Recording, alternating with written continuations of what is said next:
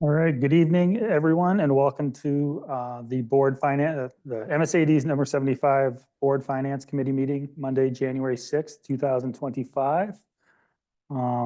Thank you all for joining us this evening. Everybody who's here, we have a lot of the staff here to help present to us today, and we're looking forward to hearing what everyone has to say.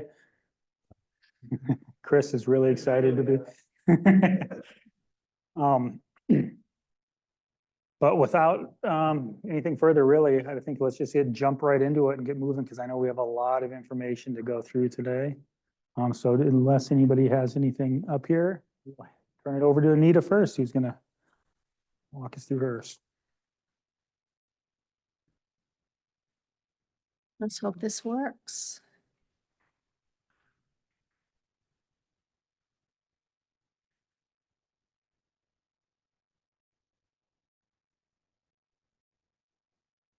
Here we go. All right, I'm going to make this short, sweet, to the point, so I don't get any demerits for going over time.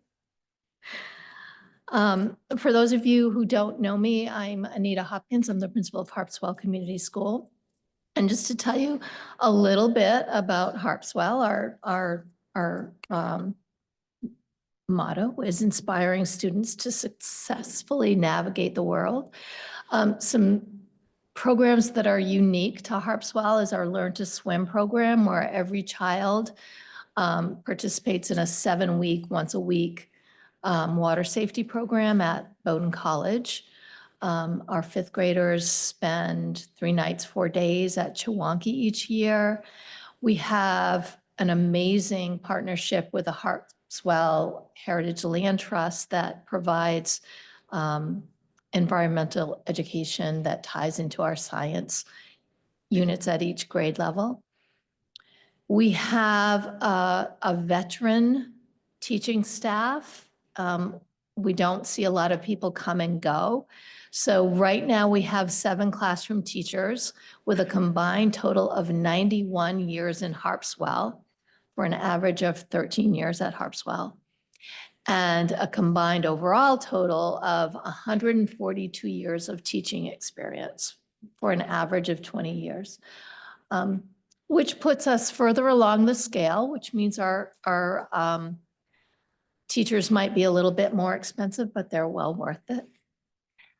Another unique thing to Harpswell is that we are challenged with regular attendance. We do have chronic absenteeism with a probably larger than average percentage of our population. So far this year, 59% of our students have missed only 2 or fewer days of school. On the other hand, 15% of our students are currently classified as chronically absent. That will change throughout the year, because chronically absent is 10% or more of school days, whether or not those absences are excused. And I love this quote from Carol Tomlinson, that excellence in education is when we do everything we can to make sure they become everything they can. And I really think that the staff in Harpswell embodies that. So this is an overview of our school population for the past several years. I came to the school in 2018-19. At that time, we had 9 teachers, and then we dropped to 7. In the midst of the pandemic, we had 1 ESSER position added to us, and we had 10 classroom teachers. And you can see the student-teacher ratio there. And then we lost, as most schools did, we lost some student population right after the pandemic, and seem to be rebounding. Now we have a large, for us, kindergarten classroom right now, and projected to have even higher numbers in kindergarten next year. So our current staffing, we have 7 teachers for a 1 to 19 ratio. I will be proposing, and you'll see this later on, one more teacher, which will put us at a 1:17 ratio. So these are our class sizes this year. Right now, our kindergarten is at 22. We this year applied for school-wide Title-wide status, which allows our Title I teachers to push in and help all students in the schools. So we use them at key points, key academic areas during the school day with our kindergarten to help with class size reduction as much as we can. We have 2 first grades of 15 and 14, and then you see the numbers for the rest of the classes. Next year, we communicate with our area preschools and our district pre-K programs and siblings of current students. And right now on our list, we have 27 prospective incoming kindergarten students for next year. This year, last time, we had 22 on our list, and we expected to get more, which is why Heidi had put an additional kindergarten position in reserve in case those numbers went up. They ended up not going up. So, but that tells us that our projections are fairly accurate. So that's where we're at for next year, which is why I'm requesting another teacher, which will put us at a ratio for our kindergarten of 1:14. These are state assessment scores for the past several years in math and in ELA reading.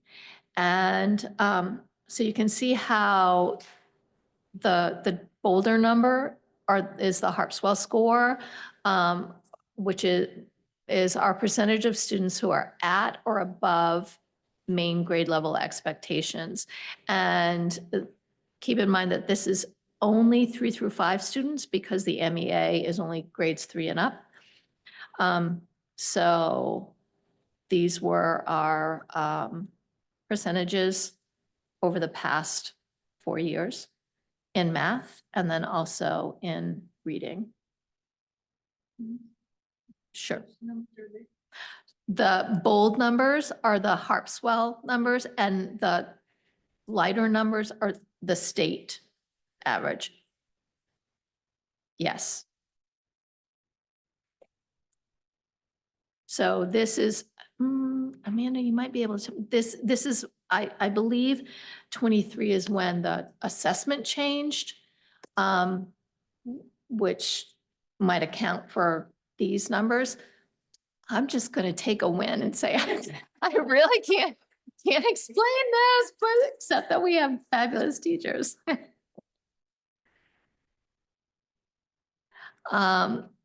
These are fall to spring growth scores from last year. So this top one is math. Looking at these bands, the red band are students in 0 to 20th percentile, 20 to 40, 40 to 60, 60 to 80, and 80 to 100. And so our achievement for the fall is here, for the spring is here, and that's overall for the whole school. Not just 3 through 5, for the whole, for K through 5. So our growth score, 50% is where it is the exact average. So students are expected to make a 50% growth score. So their growth was a little bit above average for math, slightly below average for reading for last year. And these were our most recent achievement scores from this past fall. We'll be taking the MAP growth assessment again in the next few weeks. We'll see how we do from there. Any questions about this? Okay.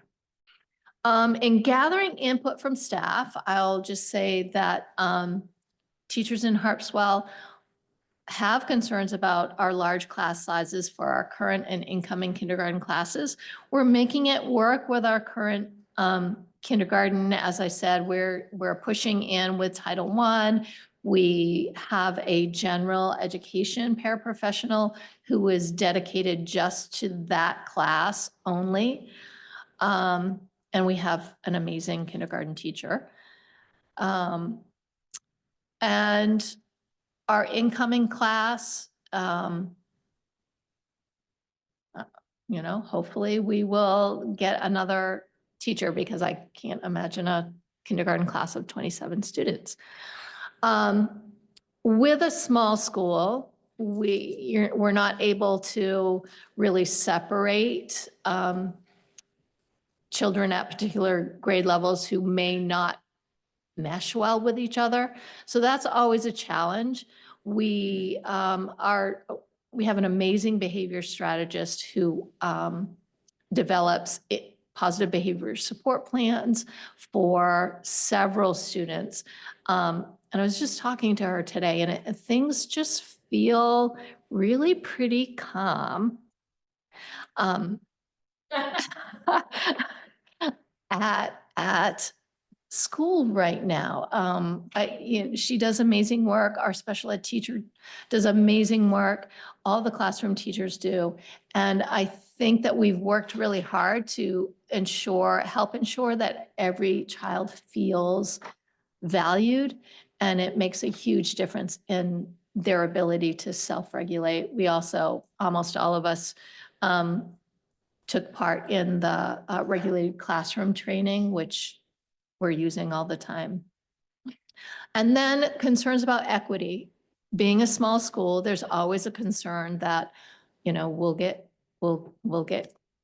cut because the numbers, the percentages don't work out. We might not have enough students to meet the state formula for a social worker, a full-time social worker, or a full-time person in our library.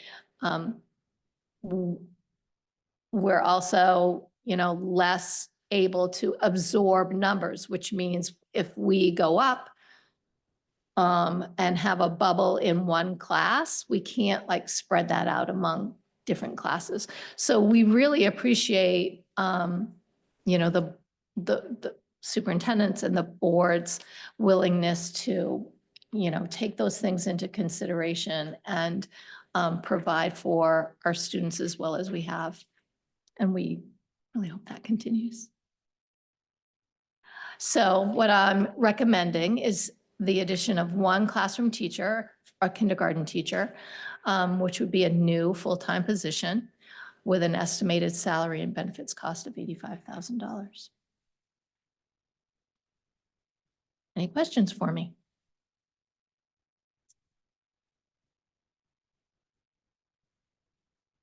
All righty. Thank you. Thanks, Anita. All right.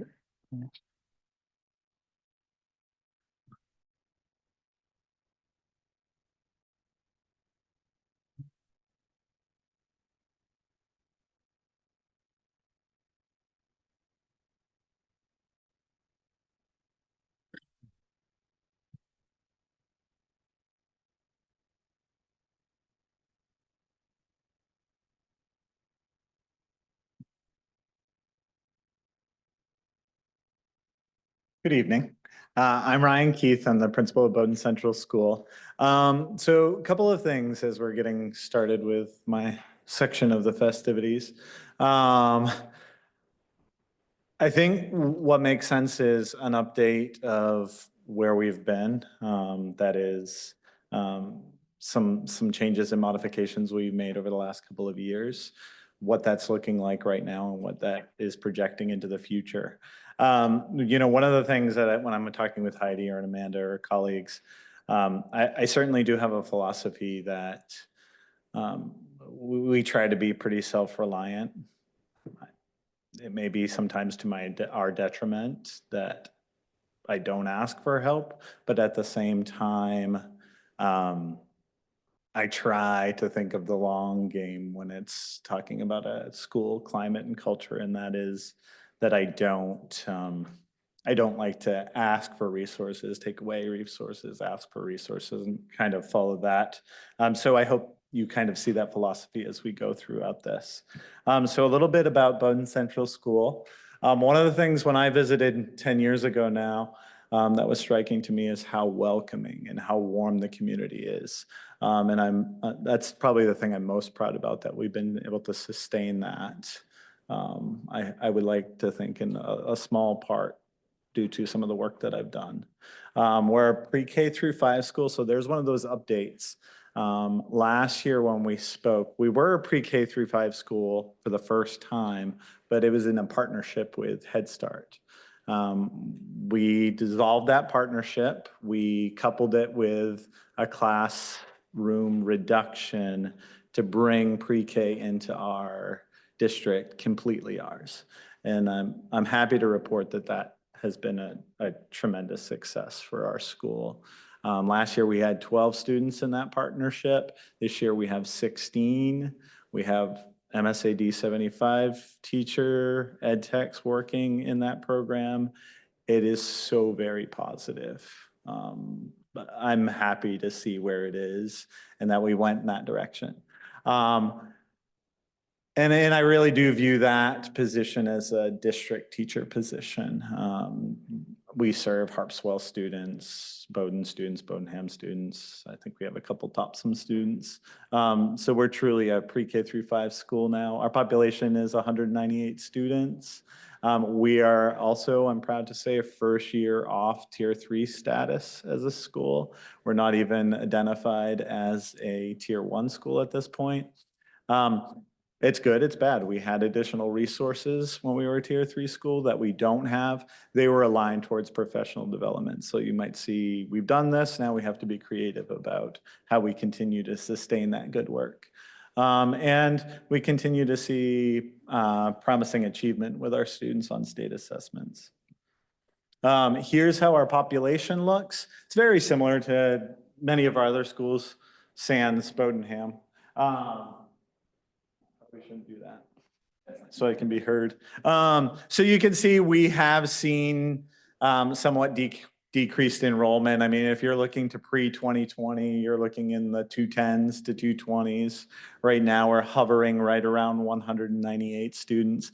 I would say that there is a little bit of undue influence to 21, 22 when we had remote school option, and small first and second grade that you can see mostly in last year's 186. But you can't argue the numbers, they're there, and we're shrinking.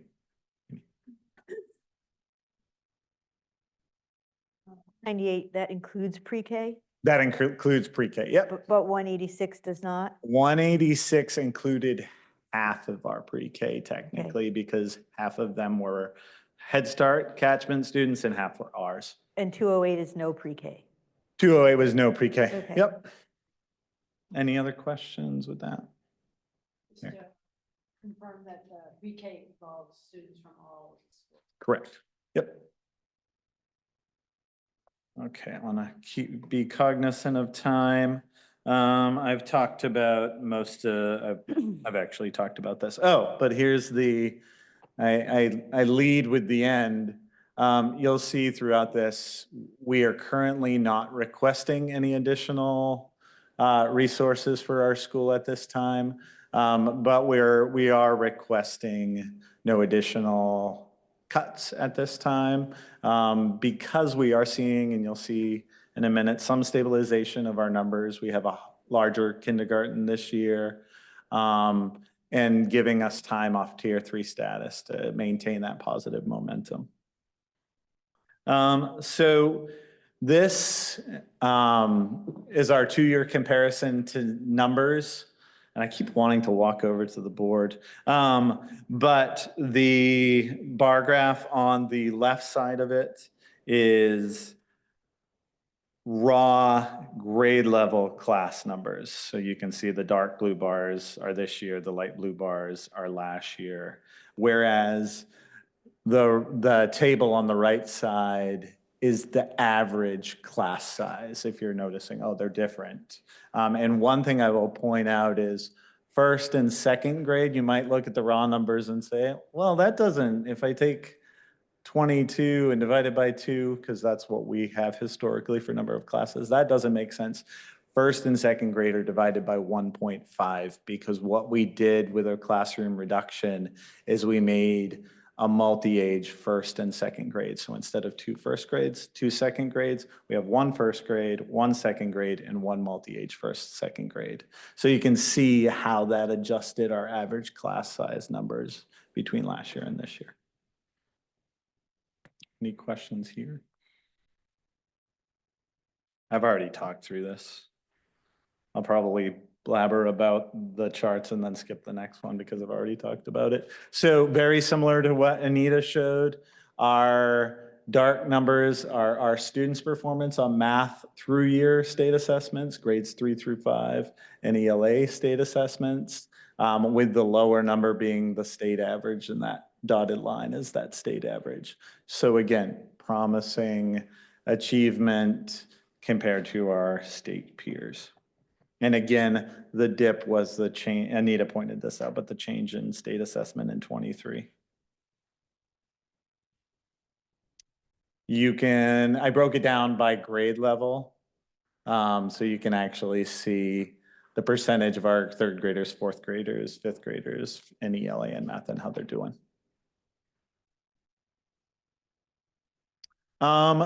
This is our growth. So we want to see a lot of students in the green and blue at or above. Actually, this is growth, so it's not at or above state expectations. This is just the percentages above the 50th percentile. You can see our 5th grade has been a high resource needing cohort of students. So you always want to project, looking ahead to the middle school, how do we best communicate and support our colleagues as those students move? You can see achievement and growth. So in math, our students are achieving at a high level, growing right around what you would expect. And that 52nd percent is that 52% of our students are meeting their growth expectations as determined by NWEA. You can see we're not quite doing as well with our reading. That tends to seeming to be a state trend. Achievement is still pretty good, but growth is stagnating a little bit. So the takeaways, actually, this is just me going into where we see strength and where we see weaknesses and where we're going to focus our efforts. Staff resources, and I don't want to, there's me going over to the board again. I don't want to get hung up in this too much. This was just looking at, and I'll apologize to my colleagues because it was just people on teacher contracts. I couldn't tell if they're classroom teachers or not. All I wanted to do with this was say, oh, how do we compare staff to student ratio? How do we compare staff to teacher to student ratio and classroom to teacher ratio? And this really just confirmed yep, we're in good alignment with all of our colleague schools as far as staff and students, but I'd be happy to answer any questions with this if people want. So in the parentheses, the 16.5 is 16.5 students to classroom teacher, whereas the 11.65 is all teachers. That includes RTI, special ed, to student ratio, and then the staff includes everybody. So again, I was just trying to see how do we stack up with the rest of the schools. Pre-K is included, yep. Any other questions? I've already talked about that. Oh, so we were asked as part of this process to get feedback from community members and staff. We had a November 6th faculty meeting and then a November 20th parent meeting. And I would say that the concerns or the areas that, it wasn't just concerns, areas that people wanted us to focus on are, we have been a veteran skilled staff, and we are kind of reaching a crossroads at our school. We saw 4 retirements last year, and really kind of looking at it long-term, how are we going to adjust to that? So that's on people's minds. We want to make sure that we recruit and sustain skilled, high-quality educators. So that was one of the things that came up with both staff and families. Another one, and I think just as high, is same thing with our paraprofessional population. We've been fortunate to have a long-term, highly dedicated, highly skilled. I will say we are and continue to get way more value with that paraprofessional staff, but they're getting to the time where they're thinking about retirement, and I do worry about the future of recruiting highly trained people for those positions. So that came up. Another thing on people's minds is planning for the 4-year-old programming when the state turns that over to school districts. So that came up. So I tried to highlight the 4 big things, and then substitute teaching. We've benefited from having a lot of recent retirees being willing to come back as substitutes. So I won't even say it, but we do worry about finding substitutes. So graphically, this is, I just codified and broke down where people were talking about. If there are any questions about this, I'd be happy to talk through, but I want to keep an eye on time. Yes. You're looking at still a pretty low sample size. I'm trying to think that PTC meeting probably had about 15 family members, and then our full faculty meeting. So you're looking at responses in the 20s. Yep. Anybody else? These were cut off. So if you have any question about any of these titles, I'd be happy to tell you what they are too. So, it comes down to celebrations and challenges. I've stated them, like, we're doing well. We were released from Tier 3 status. Those are all great celebrations. I think we did a good job with our first round of retirements and recruiting people. Now the trick is going to be, how do we sustain those people? And then, another thing is, we do have additional Title I support this year. I always try to think long-term, like, I'm glad we have the help now, but how does that translate when we may not have that help? So really, I took these things into consideration as I considered requests or reductions, and that's kind of how I arrived at the no requests, no reductions. Yeah, what questions do people have?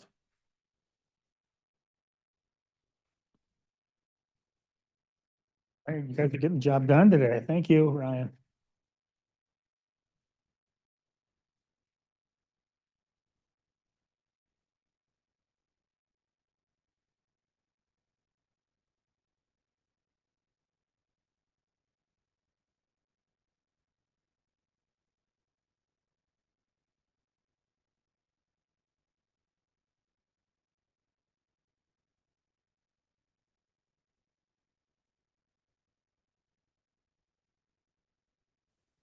We ready? Yeah.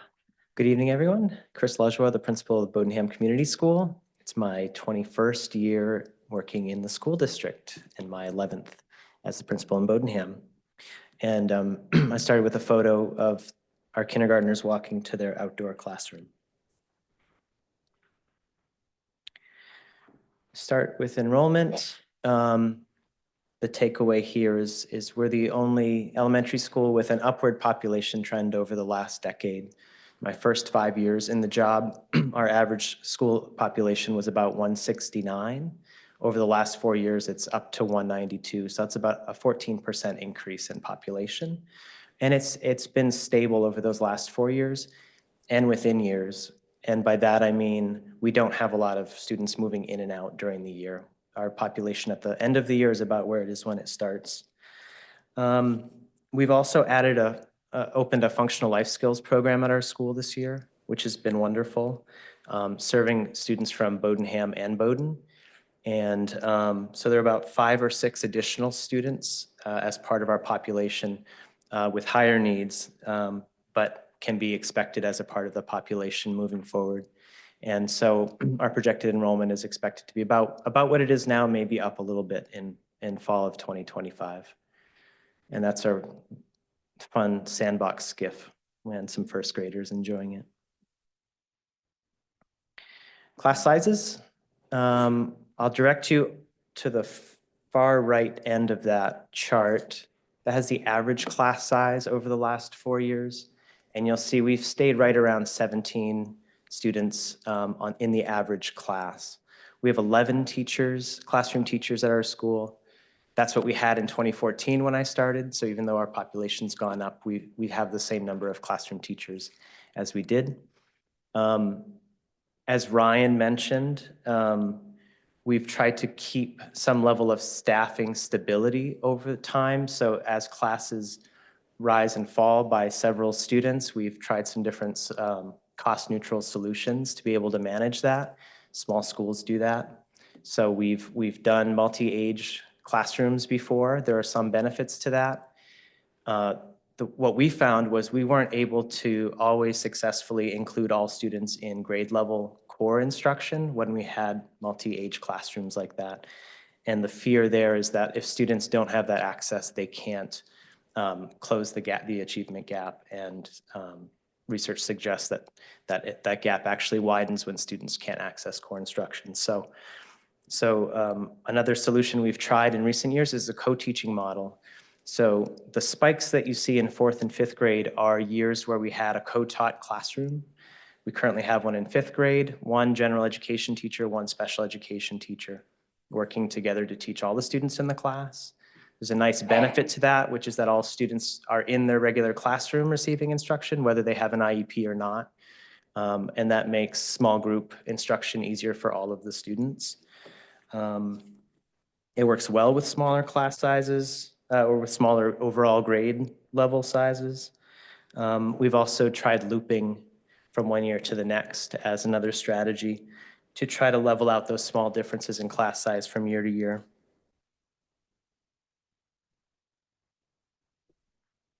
You've seen this chart now twice. Thank you, Anita, for doing the heavy lifting of explaining these. What you'll find, and this was true before I came into the job, we tend to be above the state averages in both ELA and math, and sometimes ahead of the district average. And there are fluctuations from year to year because we have such a small sample size, but there that you see where we were above the state averages in both math and ELA most recently.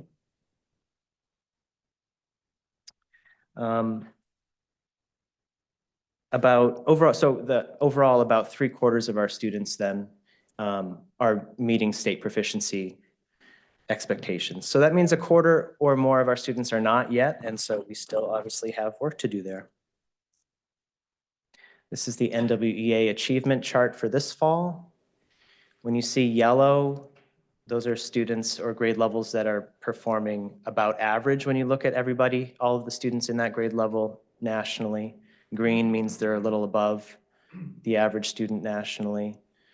So for each grade level, you kind of see we're in that yellow and green region. So our average student is doing pretty well.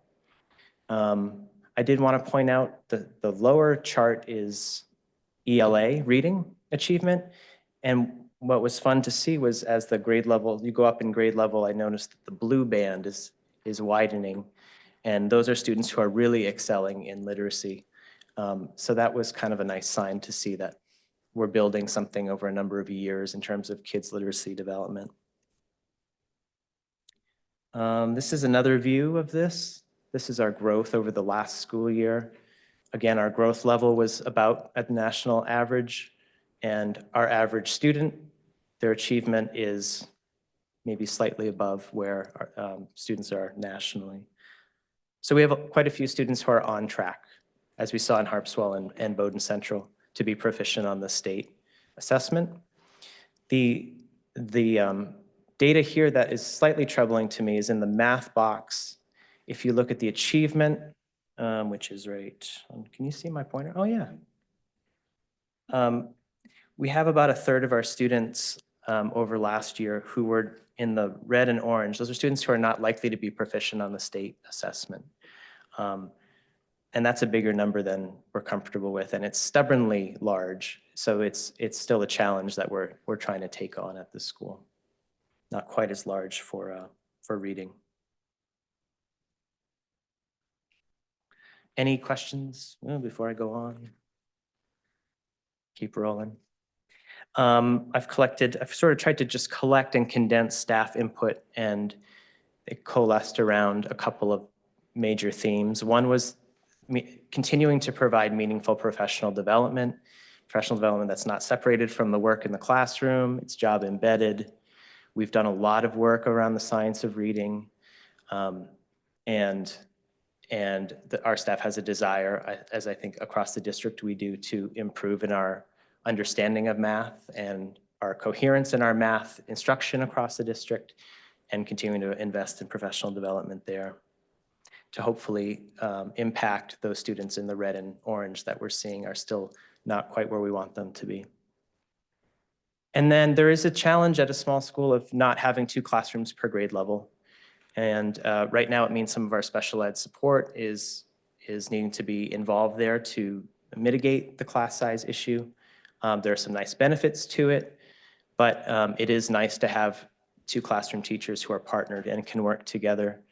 And in 4th and 5th grade, because we haven't had 2 classroom teachers per grade level, those class sizes are larger. And so there's just that impact of less time for each student, for each teacher, for the teacher in the classroom. If we had 2 classrooms per grade level, it would allow those special ed services to work more flexibly across grade levels. Just a little bit about our school. This was a picture of our staff in our August retreat. We went up to Dandelion Spring Farm in Bodenham. We talked about that quote, culture eats strategy for breakfast. And so that's something that we really focus on. The idea that all our kids are all our kids. So we all have a responsibility to each one. The idea that we're a community school for a reason. We're here because of the community, and we're here to serve the community. And that's a service mindset that pervades everything we do. And then I borrowed the quote from the great Phil Jackson that we're always trying to play as one. We want to head in the same direction. We want to support each other, and we're all trying to get to the same place. This is the bottom line. This is my assistant crunching some numbers for me. Is actually principal for the morning this fall. What you do here is very important, and not the least of those functions that you have is to be a champion for public education and to support the teachers and professionals we have in our district. So thank you for doing that. This board has been incredibly supportive, and for that to continue is probably the most important thing. So thank you. And I am making a request to add another classroom teacher in the 4th and 5th grade span. We have 2 large classes coming up next year into those grades, and it would allow us to reduce the average class size from around 18 to around 24, from 24, 25 to about 18 and a half per teacher. Questions? Jessica. Thanks, Chris. I had a question about special ed teachers being used in the gen ed setting and how that affects your staffing overall for availability of special ed teachers at any given time they're needed elsewhere. Yeah, we have one other special education teacher who is able to serve the other grade levels, and then we have a dedicated functional life skills teacher. So we do have some resources, and we have some great paraprofessionals on those teams as well. So what we try to do is think flexibly across the grade levels. Who are kids who need to learn the same thing? How can we group them in a way that makes sense? when all of the fifth graders are in the same classroom, it makes it easier for the special ed teacher to kind of get at the students that need that direct instruction. But it does prevent her from, say, supporting in third grade, where we don't have, you know, that kind of dedicated special ed support. Yeah. All right. Thank you very much, Chris. Thanks, Ryan.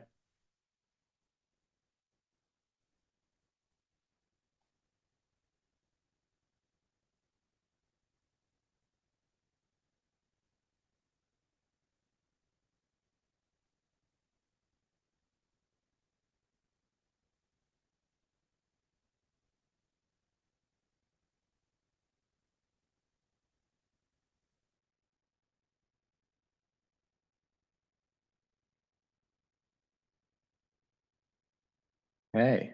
Good evening, everyone. I'm Brem Stoner. I'm the principal at Williams Cone School. It's my first year here, and I would just like to express my gratitude to the community for such a warm welcome. The community itself, I have found to have such dedicated teachers and staff, really just great kids, and I'm really enjoying the experience. So this image here is actually on our website, and I'd like to give credit to the IT department. They spent a lot of time, I know this past summer, revamping the district website, and I just think that's a beautiful picture, especially as you drive up Perkins Street toward our school. That was captured really at just the right moment. Williams Cone School is a safe and kind school community, and we inspire every student to succeed. And just a little bit about our culture. I've got your back, Avidum. That's one of our mottos. And we are also the Tigers. We have a lot of Tiger moments where we are both reflective and recognize behavior in our school. We love our community partnerships. We are still holding on to the gold. Last calendar year, 2024, winning the Winter Kids.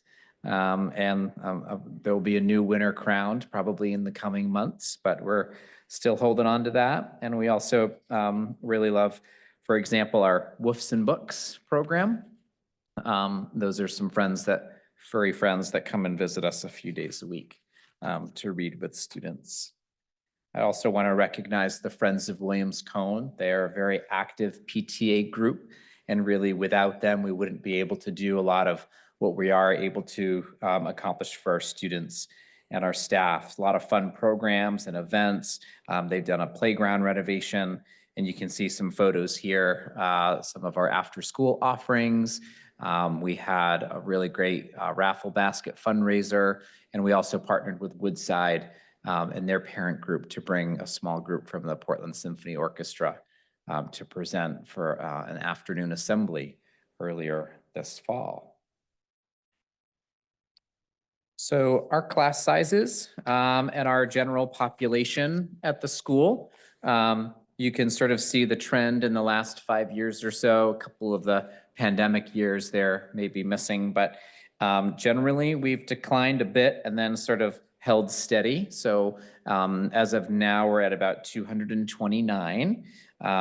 Third grade, for whatever reason, this year is the winner with our larger class sizes, but also we've had a lot of new students moving into the district who just so happen to be in third grade.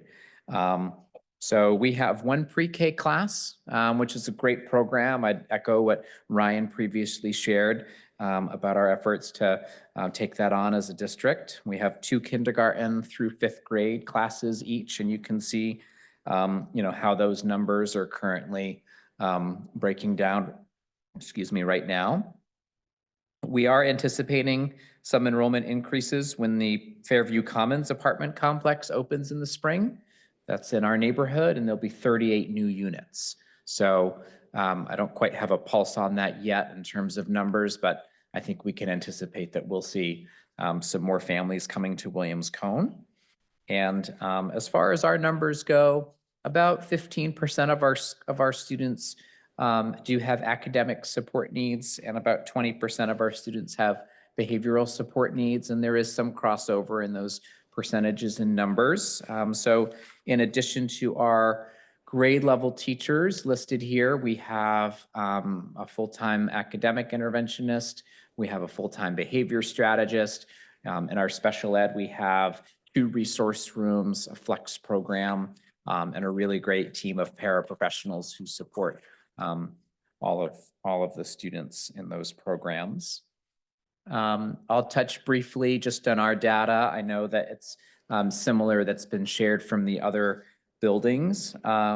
Generally, Williams-Cone students score higher in ELA over math, though we do see improvement as students progress from grades 3 through 5. So as an example, last year, 3rd grade, 48% were at or above in math. 5th grade were 73%. So we do see that growth over time as they get more familiar with the state assessment, for example, and then obviously developmental growth. Academically, 3rd grade, 63% at or above for ELA, and then 87% at or above by 5th grade. So again, that's just sort of trending over time generally. And in looking at our achievement data for NWEA, these are all of our students, so this is this fall. So you can sort of see where the percentiles, green and yellow there, math at the top, ELA down at the bottom, and you think the color coding has sort of already been mentioned. But generally in our building, it's one of our goals this year is building our capacity for multi-tiered systems of support. And so when we look at those numbers that are in the orange and red, for example, we kind of cross-check that with our conversations that we're having at grade level times, grade level meetings with our interventionists to make sure that all of our students who are potentially at risk, that they do have some sort of a plan in place, whether that's in math or literacy or both. And this is last year's growth and achievement snapshot. Generally, our achievement is pretty strong, though we do have some work to do with our growth medians. You can see, for example, math at the 42nd percentile for growth, though our achievement is much higher. We want to make sure that all students are making growth. And so as that relates to percentiles, we've got some work to do there. And we are continuing to do sort of periodic checks for progress. We'll also do a winter round here of the NWEA coming up soon. And we've identified, some specific grade levels that are needing a little bit more support than others.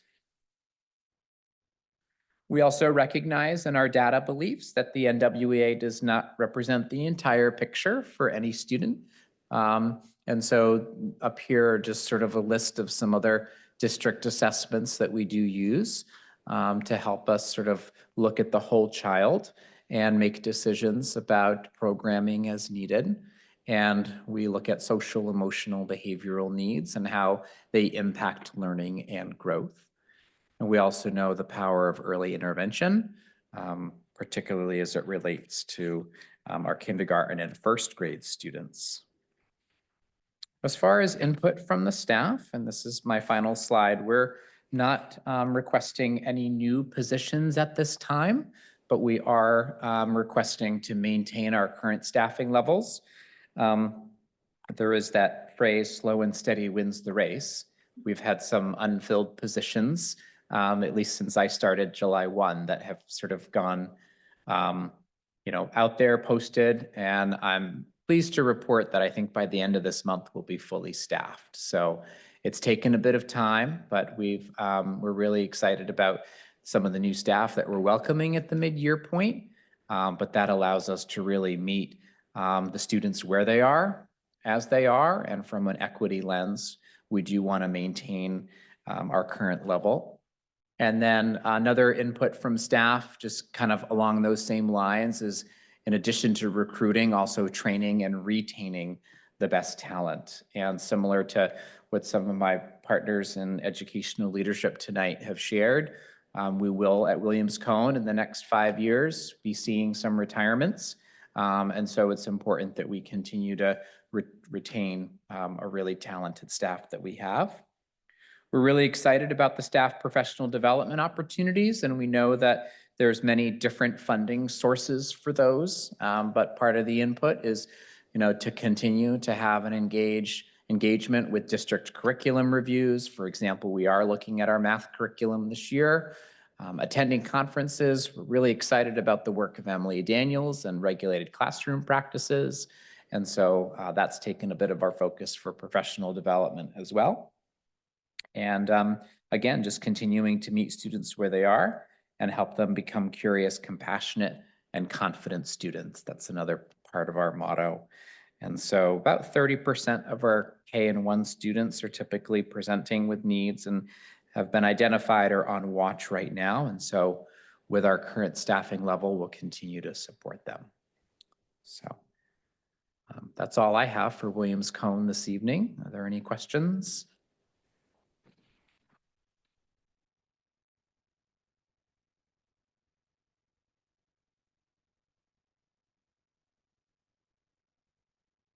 It's pretty much on par, I'd say.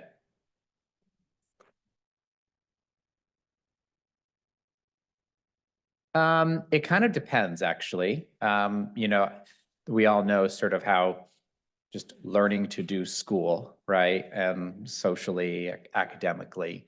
I think that as we get to know them over time, we tend to be able to sort of refine the intervention plans that we may have in place for them.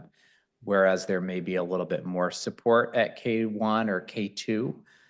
As they become more independent, we can kind of fade that out a little bit.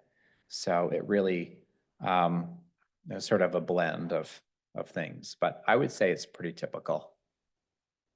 Yeah. Okay. Thank you, Bram. It's great to have you on the team and your first time here, so we appreciate it with this. Yes, thank you. It's my first rodeo here, so Yeah, here, but not, I appreciate that.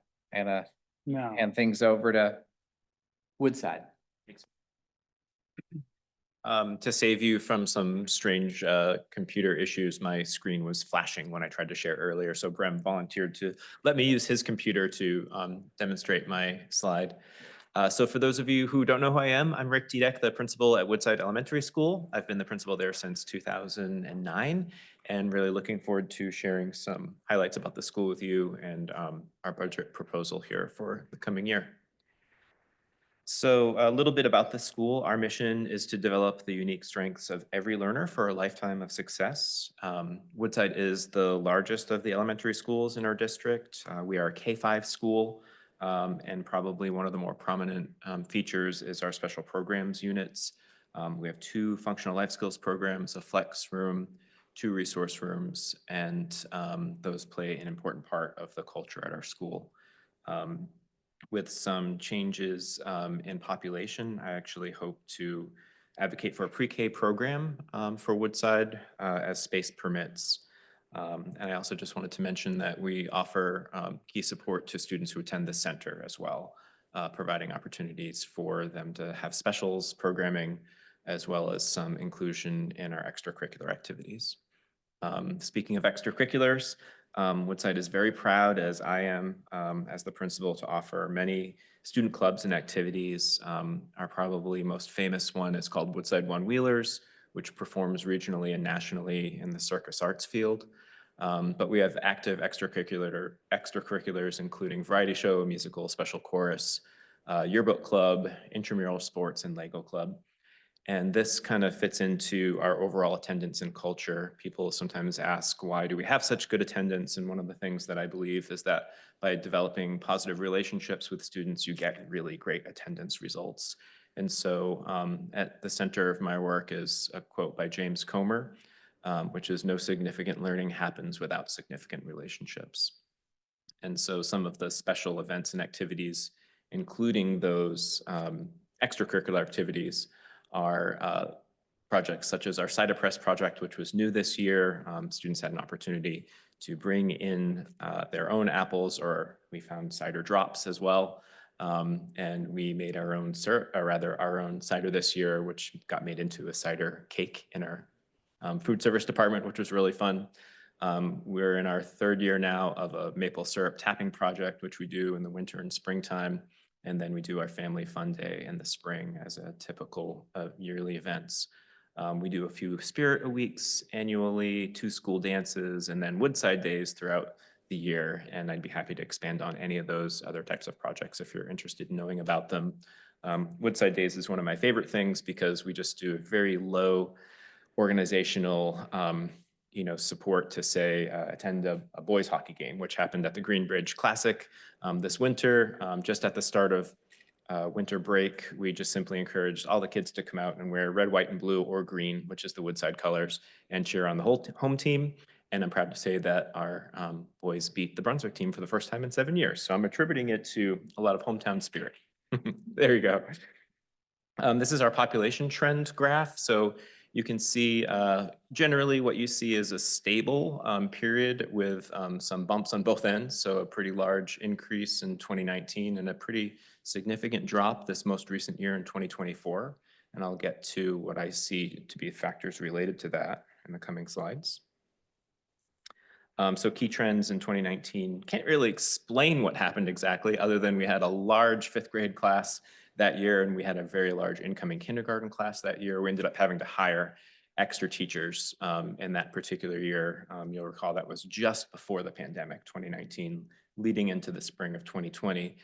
And then since that time, it's been a period of stability with class or school population ranges from 317 to 320 in that period of time. And then last year we saw this decline leading into our fall this year from 318 down to 294, which is our lowest population in that same period. And generally speaking, I would say I would anticipate a period of stability again with possible growth in the next couple of years, depending upon, of course, factors like immigration, new housing starts, and the economy. But I'll get into a little bit more detail here. The recent decline in particular, because I'd be interested in knowing about that if I were you. Last year, we, as Chris mentioned, moved a district special ed program from Woodside School to the Bodenham Community School. So we went from serving students from the Bodenham community to serving them in their home neighborhoods. With that, we had some loss in population numbers due to those students being served there, as well as a little bit of attrition, both in special education and regular education, but a total of a loss of 12, what I call out of neighborhood students who weren't necessarily living in the Woodside neighborhood, but were served through our special ed department. Our entering kindergarten class this last year is actually our lowest on record at 42. And then we had 2 consecutive years of larger 5th grades going up to middle school. So that kind of accounts, I think, for our steep drop this last year. Our overall class size range is from that low in kindergarten of 42 to a high in 4th and 5th grade of 59. This gives you sort of an average across a K-5 school of about 50 students per class. And again, that's what I would sort of estimate, I would say in the next couple of years, probably a population around 300. The one thing I wanted to mention is some of these changes, both in program changes, moving to a different school, as well as population decreases have freed up space. And so I do hope to advocate for pre-K in the future for the Woodside neighborhood.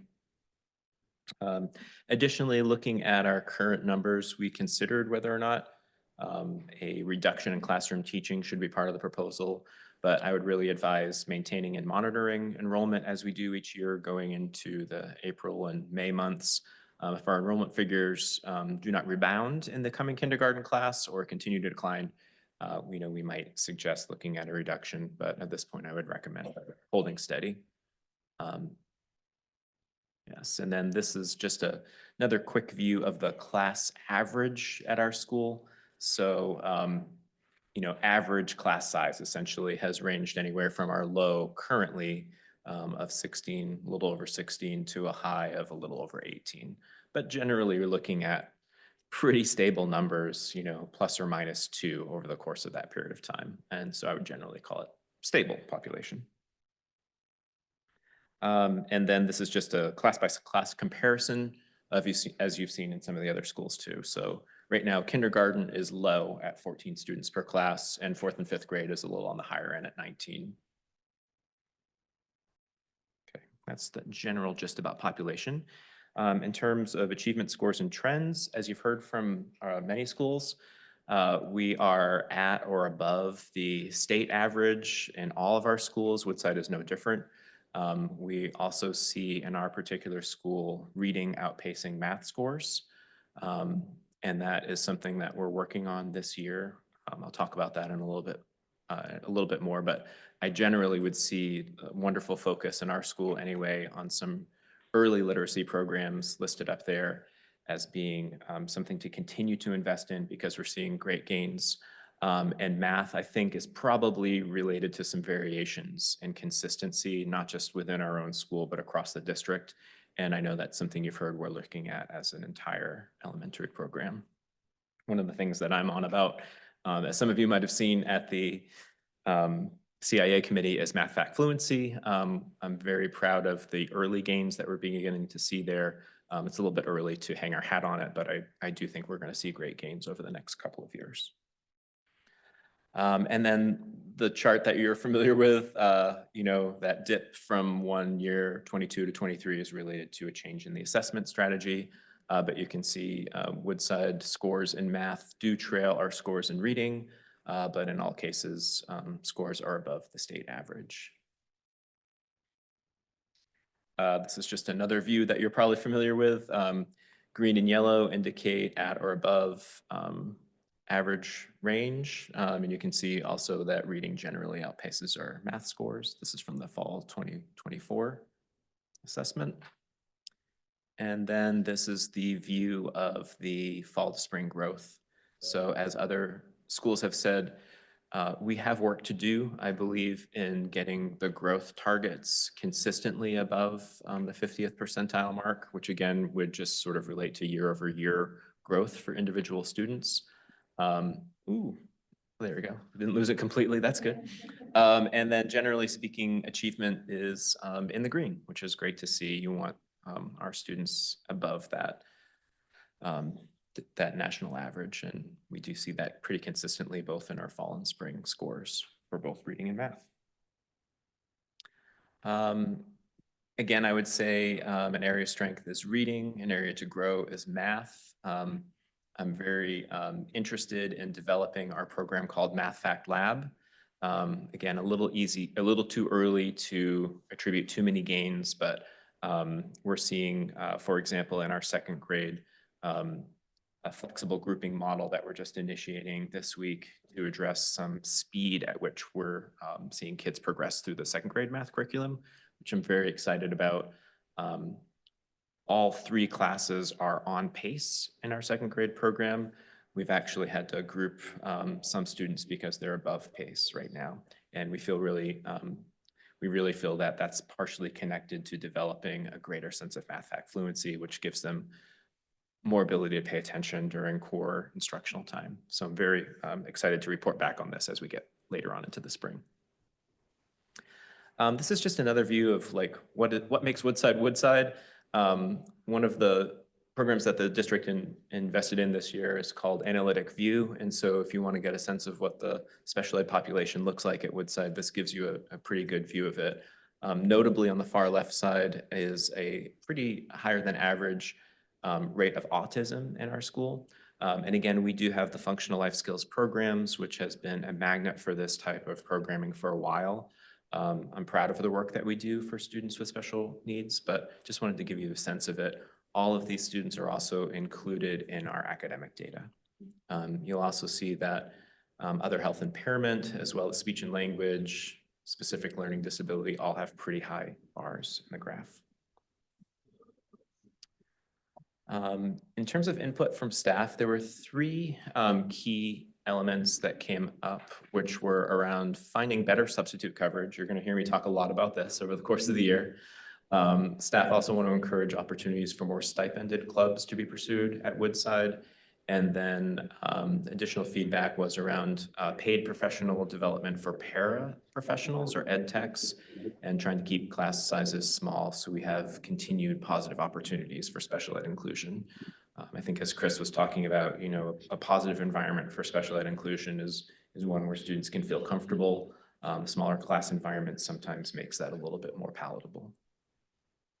And then in terms of, you know, what we're really looking at here is, you know, our current trends. This is a very busy slide, and I apologize for that, but it's kind of how the brain works sometimes. Our current trends in addressing our substitute challenges are really significant. For the last 11 weeks on a daily basis, I'm looking to beg, borrow, and steal from all of our programs to cover some of our safety needs in our most intensive special ed department programs. So these graphs that you'll see, the upper left-hand corner and the upper right-hand corner, colorful ones, you'll see represent what we're looking at in terms of coverage for substitutes. So if I can illustrate that for you, from September 5th through December 2nd, we had a total of 339 substitutes needed during that period of time. We were only able to fill 68.4% of those. Now, when I went to school, a score below 70 would be an F. So I'm just going to say that as a context for you. We're failing to meet the needs of our substitute requirements. That resulted in a total of 107 jobs where we didn't have a substitute for the day. And again, I had to borrow from other programs to meet the needs of our most significant learners. That just makes it difficult on a day-to-day basis. And I have put a lot of thought into what we need to do differently as a culture and as a school system to try to meet that need. And one of the proposals I've been bringing forward is called universal substitutes. And my advocacy would be to try to bring at least 2 of those to Woodside School. I believe probably it's needed at other schools too, but I'm just here to say Woodside really needs it to try to meet that difficult task of filling those 107 jobs. In terms of support for extracurricular activities, I'm just going to go back on that quote. No significant learning happens without significant relationships. We find the more opportunities we have to bring students together with adults in non-academic opportunities strengthens those relationships. We get better attendance because of that. We get better engagement with our learning, and it's just something we want to continue to support. I won't actually be asking for more money from the system, other than to say if there's unused money in the system, for example, we'd like to see if we could earmark that for next year. So if there's unused stipended money, we have clubs that are just strictly volunteer right now that we'd like to be able to fund.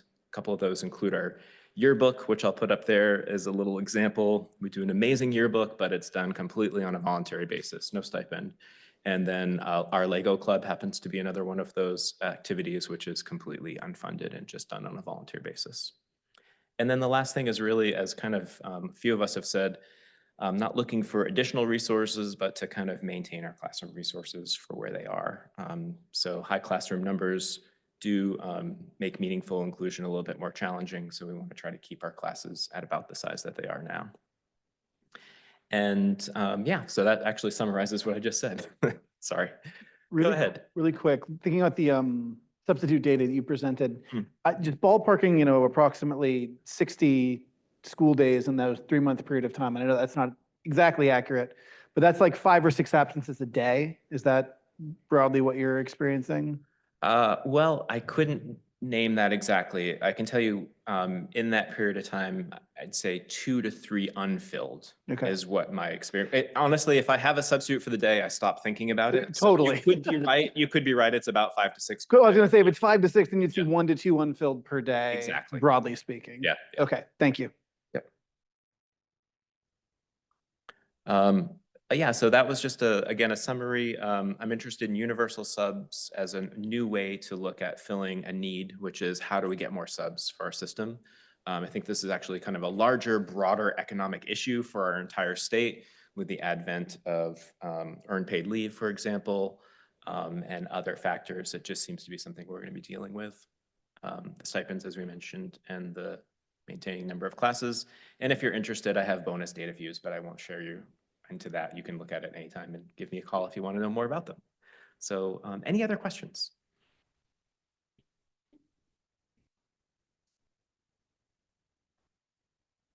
Yeah, I've been doing some research on this, and I called a school district up in upstate New York. We have a an employee in our district named Carly Lochner, and her mom happens to work for a small school district up there, and they employed this program called Universal Sub. And it's essentially hire somebody who shows up, they're going to be a sub that day, they just don't know where they're going to work yet. And my experience is that's what's happening at our school is we know we've got a need pretty much every day. But it ensures that that need gets filled if you have somebody that shows up, even if they don't know where they're going to be that day. The discipline there would be to not assign them to some sort of regular task, but to always have them available to fill the unmet need. My ask would be for 2. If I was really looking at what my daily work life is, I'm up at about 5:30. I'm trying to figure out which of my special needs programs are going to be unfilled, and then how to find qualified people who are physically able to perform those tasks. One of the challenges for the special needs department is not everyone is physically able to perform that, and sometimes they're not considered highly like they're not sought after substitute jobs, if I can put it another way. So I'd like to invest in training substitutes, do some behavior management training with them, and have a core of people who are really ready to serve those students and knowing what they're getting into before they sub for that day. Sure. Anything else? I think that's great. Thank you, Rick. Thank you. Thank you. And thanks, Brad. before we move to Megan, I want to just thank the elementary team. I mean, the questions were few and far between, but it was a great job of presenting, and the consistency of information is much appreciated and makes our lives much easier. So please don't read that as a lack of engagement. You guys did a great job. And this was great information, so thank you.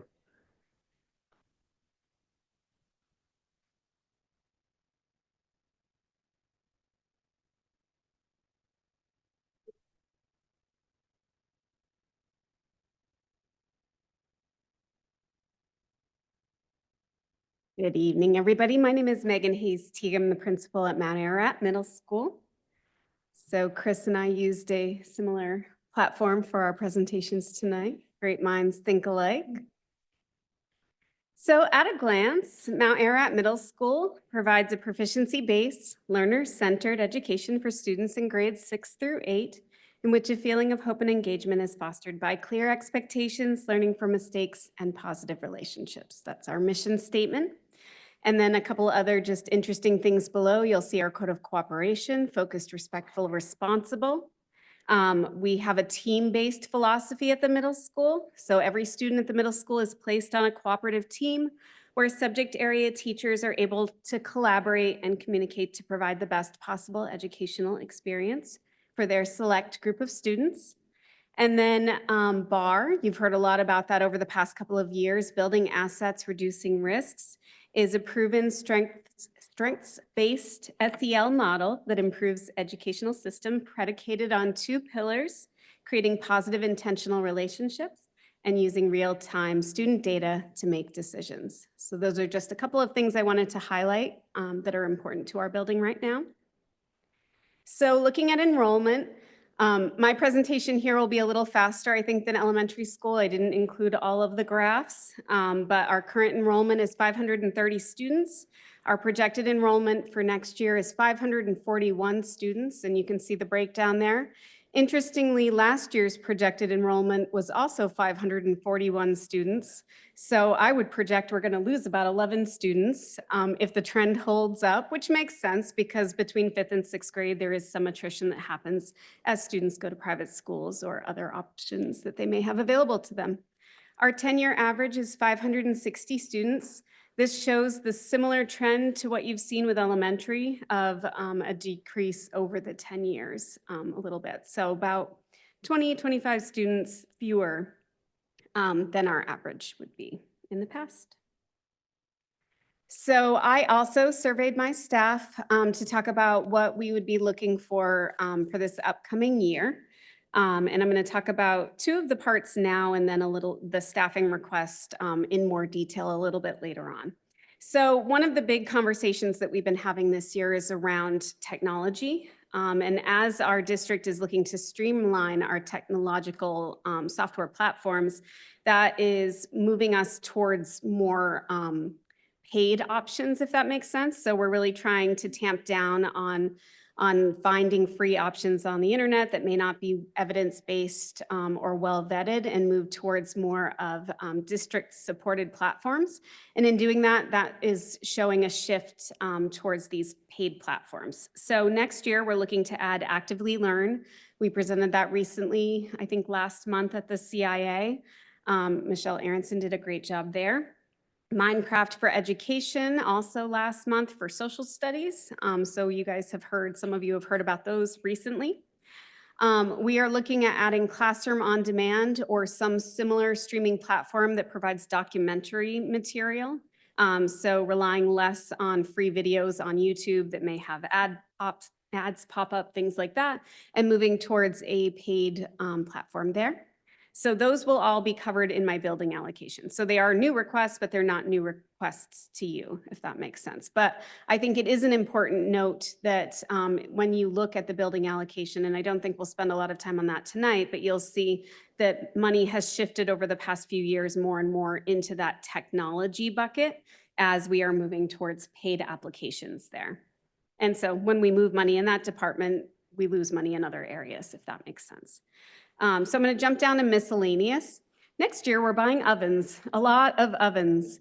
So in a building as large as ours and a building that at this point is about 25 years old, everything in it is about 25 years old. And so we're moving around the building and replacing things as we need to. So the past couple of years, the past 2 years, we've replaced a treadmill at a time. Those are very expensive when you're buying commercial fitness equipment that can be withstood by hundreds and hundreds of feet running on them a year. So similarly, next year, we're replacing all 4 of the ovens in what was originally our home economics room, but is used for health class. And that is where our health classes do cooking units. All grade levels do that, as well as after-school clubs that will use that space for cooking as well. So at about, I don't know, $800 or so per oven, we're looking at about a $3,000 expenditure there for the purchase of ovens and installation. I'll come back to the staffing request. So state assessment data, we've talked about this before. We tend to be at about the state level. You can see a big dip there as we changed platforms in that 22 to 23, but we still stayed pretty consistent with the state average. Definitely some room for growth there in both math and in ELA. And similar trend here, we do tend to perform more strongly in ELA. Looking at achievement data, again, yellow and green. Yellow is going to be at grade level, green is going to be above grade level. So for each grade level, we are looking pretty good in our achievement, being at or above in both math and ELA. An area that we do need to improve, though, is in our growth scores. So you can see that red bar and orange bar is pretty large, and we're scoring relatively low, which means that students aren't making the growth goals. They're growing, which is reflected in achievement, but they're not growing at the rate that we would like them to. Some of that is going to be a natural difference in effort that happens at the middle school level. As they shift from elementary to middle school, you are going to see that there's less buy-in.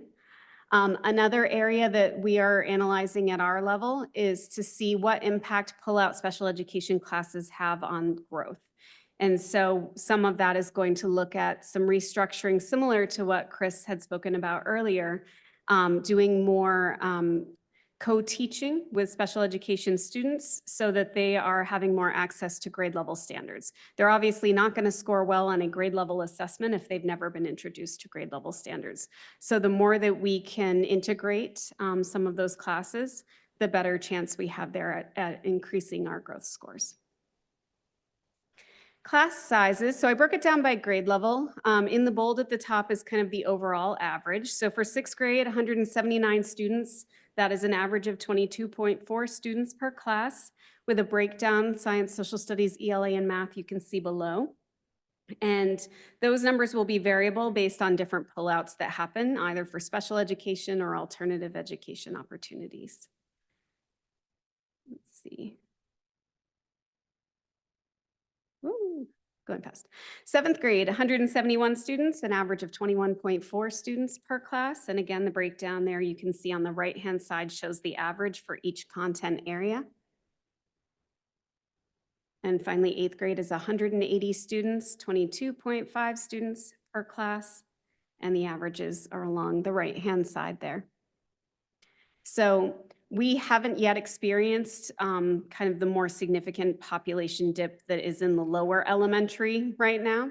So obviously when and if that does come to pass at the middle school, that would affect class sizes, and that is something that we are actively watching. But for right now, our classes are pretty much right where we would expect them to be, right within the board range, the board policy range.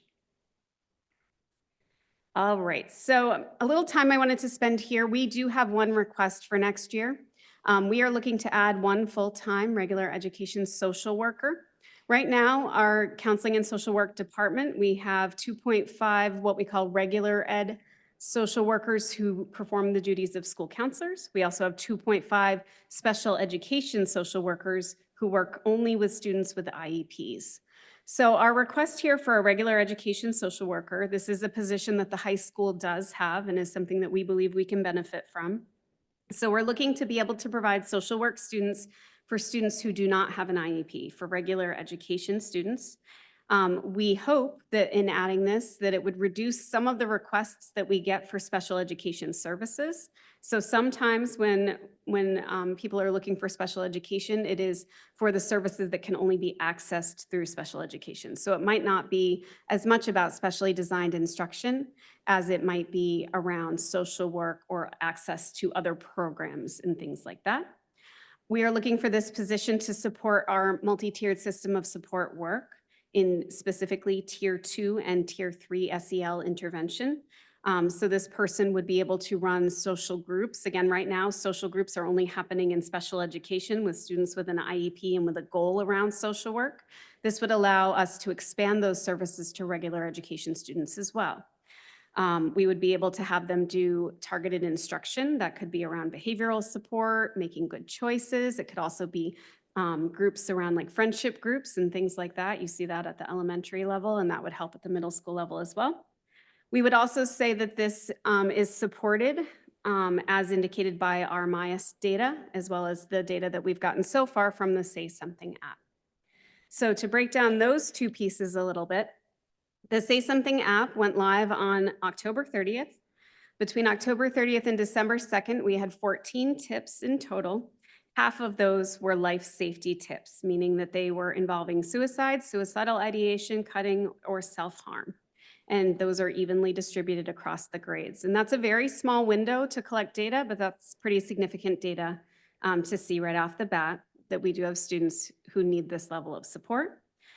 This is consistent with what we've seen for years with the Maine Integrated Youth Health Survey. So a couple of notes from that data. Vaping and alcohol use is significantly above average, state average for all grades at the middle school level. And when I say that all grades means 7th and 8th grade, those are the questions that are moving to the older grades there. 22% of students in 7th and 8th grades seriously thought of attempting suicide. That's above the state average. 29% reported feeling sad or hopeless. And again, that's just 7th and 8th grade. And I think that's important to note because we don't ask those questions of 6th graders. So we can assume that those percentages would likely hold true. That would be consistent with what the Say Something app is telling us. The Say Something app is not just giving us 7th and 8th graders reporting concerns, it's 6th grade as well. And so if we have 25% of our 6th graders feeling similarly, that's a large population of students in our school that maybe don't have access to the support that they need. For safety assessments, our school counselors are trained to do risk assessments. So if a student expresses any type of self-harm statement, they are doing a safety assessment to determine whether or not a crisis intervention is warranted. So within the school year up through December 2nd, you can see 2 of the 3 data points there. Mary Ellen had conducted 33 safety assessments up through December 2nd. Danielle had done 20. Maura wasn't able to collect the data that day because she was dealing with a student in crisis at the time in which I asked for the data. And I didn't ask her to calculate the data later just because I thought that that was a striking statistic on its own. And so that's data with about 1/3 of the year behind it. So you can assume that it'll be about triple that number by the end of the year if those numbers hold, which they typically do. And they do increase typically in the winter time as well. And that's like one a day, that, in Yeah. range, right? Yep. So that dramatic end to my presentation opens it up to questions. Yes, go ahead, Holly. Um, Can I just circle back to how many FTEs you said you had for the regular social workers? How many what? FTEs? For regular education social workers, 2.5, and they act as school counselors in those And roles. so the three that you have listed, one of them is not full-time? So Mary Ellen is full-time, Danielle is full-time, Maura is a half-time regular ed, half-time special education. Gotcha. So the Mary Ellen full, 33 for her full-time job? Yes, for her full-time. Yep. Perfect, thank you. Mhm. Amy?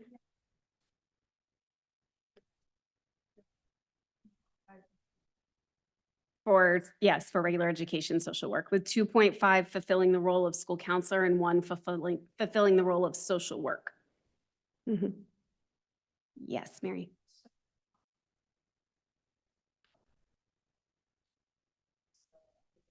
Mhm. Mhm. Where does the alternative, that falls into regular? Alternative education is regular ed, although special education students can be in our alternative education program. So I did have talk of this, a need for this kind of service, obviously, Mhm. much more than one more, right? Because I think that asking for one is being modest, you know, so, and I definitely feel that way too. So, but just knowing that, the regular ed social workers are inundated right now. Mhm. Not that special ed isn't either, but it really seems like that, since it's such a large group of people that require a lot of services, that's really, Mhm. Holly? I'm sorry, I was just hoping to understand the counselor versus social worker difference. Just, I'm sure it's nuanced, but. Yeah, that's a complicated situation. So years and years and years ago, before I was here, this is my 10th year here. But long before that, there used to be sort of an openness that school counselors could have either the school counseling certificate or they could be LCSWs. And so it just happens that in my building, the school counselors are all LCSWs.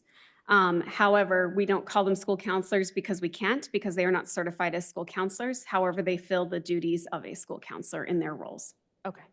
I think So they're not doing the therapeutic work that a social worker would do, like the special ed social workers who do small group work and who, have 30 minutes a week regularly with certain students. They're not doing that. They're providing more of the big picture academic and instructional counseling support. Gotcha. Yeah. So counselor equates the certificate / social worker is your literal LCSW. Yes, Do exactly. you hire or utilize LCPCs in any capacity?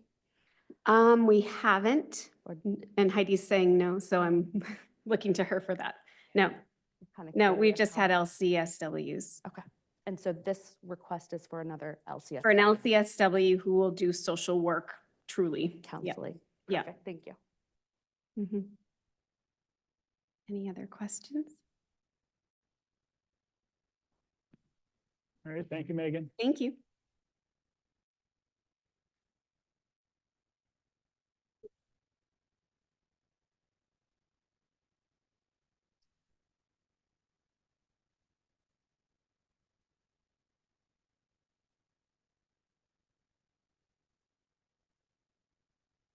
All right, good evening all. Chris Hoffman, principal at Mount Ayr High School. Thank you for your endurance in an information-filled evening. I will be joined at one point of the presentation by our athletic director, Jeff Godo, as it relates to one particular request that we have. And recognizing that it's 7:31 already, I will move swiftly and try to be prepared for your questions if you have them. But also try to give you as comprehensive a view as I can of Mount Ayr High School, where we stand and what we would like moving forward in order to improve. So just quickly, in terms of our overall enrollment, you heard from others around declines and shifts. We're holding relatively steady. Our enrollment this year was actually smaller at 15 students than last year, 733 this year compared to 748 last year. That being said, we should rebound to 746 next school year based on a small graduating senior class and a more normal incoming ninth grade class next year. You will see that the middle section of bar graphs is the current year, to the left last year, and to the right next year. There is that one group that is above the 200 threshold. That was the current year's 10th graders, last year's ninth graders, next year's juniors. That large bubble group will eventually graduate, after which we may see a little bit of a decline in our enrollment, but that's still 2 years away. In terms of our overall classes, generally speaking, we strive for those to fall within a target range of 16 to 20 students per section. That being said, we do strive for supported classes, special education, and foundations level courses for students that might need more individual support. We hope that they are a little bit smaller. And of course, classes in general range in size just within the schedule based on what students can access.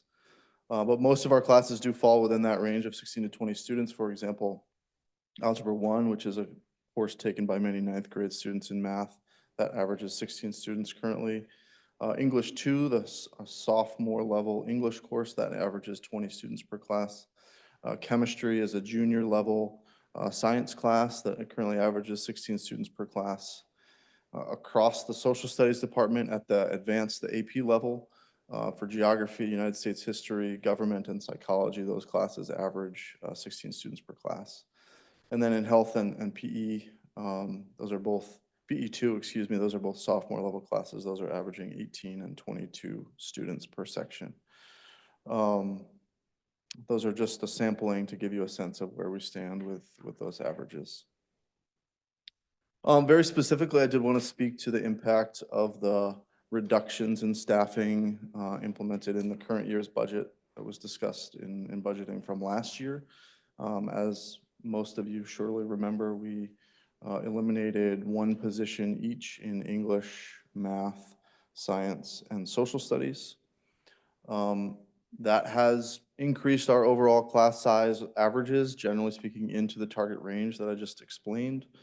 And overall, we have been able to absorb the impact of those reductions without too significant an impact on our overall offerings. It has impacted certain departments a little bit more than others, and certain types of classes a little bit more than others, as we predicted it might.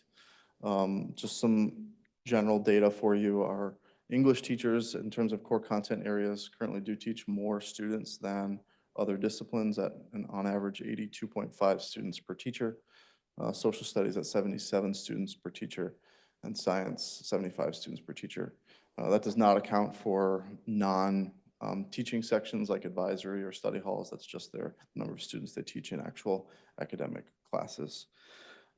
Just to be transparent and for your awareness, I think it's important to recognize that like there have been some challenges that are exacerbated when we have less staff, and that's been most true in some of our smaller supported classes. As I said, we usually try to keep those numbers smaller. For example, in Algebra 1 at the ninth grade level, we'd like for the foundations level Algebra 1 course for students that we know will need additional support.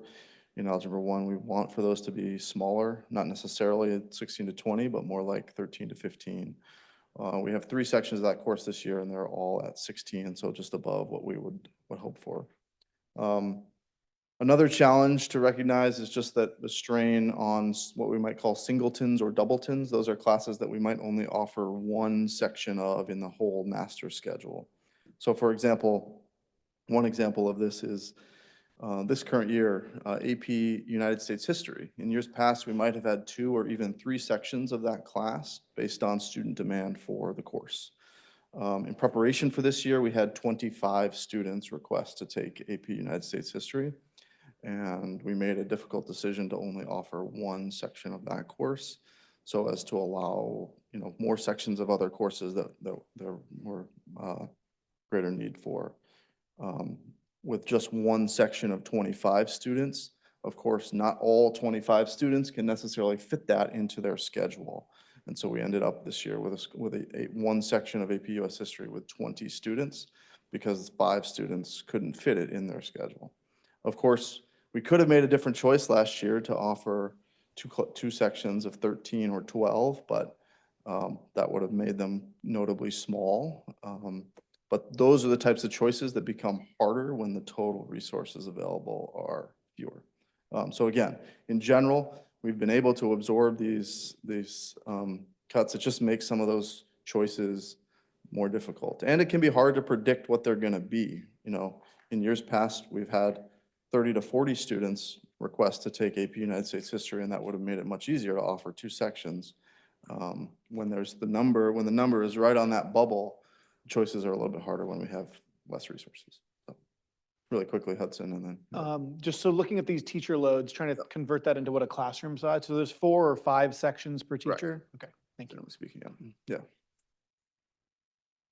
Yeah, math is in that same ballpark, though math numbers function a little bit differently because of the way the current RTI MTSS math support position that we have is shared across multiple teachers. So there are a number of teachers that instead of teaching a class are offering a supportive RTI block. And so that makes it look like their total load is smaller. But it's because their assignment is not to have a load of students at the time, but to be supporting other students. Yeah. The math classes sizes are in the Yeah, ballpark but of the others. exactly, yes. Yeah, Jessica. Is, two-part question, the average academic students per teacher by department, in the past, has that varied much? Or Yeah, is that typical? I would say that number was a little bit smaller last year prior to the reductions that we made, and it's bigger this year. Yes. Okay, and the other part is, do you have any idea, like national standards or states, just for comparison?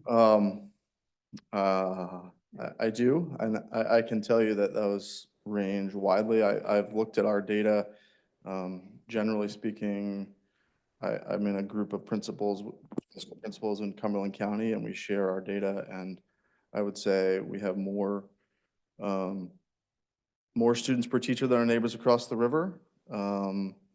Fewer students per teacher than, say, Gray New Gloucester. I would say we're sort of in the middle of the road in that regard. And so in terms of our current state assessment outcomes, as you can see, for some reason, if you look at high school data in particular, I know Megan's data started to look a little bit like this, but the impact of the change in assessment from 22 to 23 was seemingly particularly impactful for high schools. The bar graphs for many schools, including our neighbors across the river, look like this, with a significant drop in the percentage of students meeting state expectations in 2023. And we have experienced something no different. The concern when we look at this overall achievement is that unlike, we're not unanimous in this regard in our schools, but I think you heard a lot from other principals that math achievement was actually below literacy achievement. And at our level, we're seeing the opposite trend in a concerning way, even to the point that our latest literacy achievement data for the past 2 years has been below the state average. And that literacy achievement dip is a concern. As you can see with math, we were a bit above state average last year, and this current year, or 2024, excuse me, we're sort of right at that number. But for the past 2 years in literacy, we have been below the state average, which is a concern. And that's something I'm going to get into. Just to look at it another way, this is our achievement data in the NWEA in reading and in math. Of particular note, at the high school level, the state is only looking at 10th grade achievement data. That's its high school data is all 10th grade data. At this high school, we also choose for our 9th graders to participate in the NWEA assessment. And so we do also have 9th grade data here and have access to that data, but it is not included in the state's achievement figures.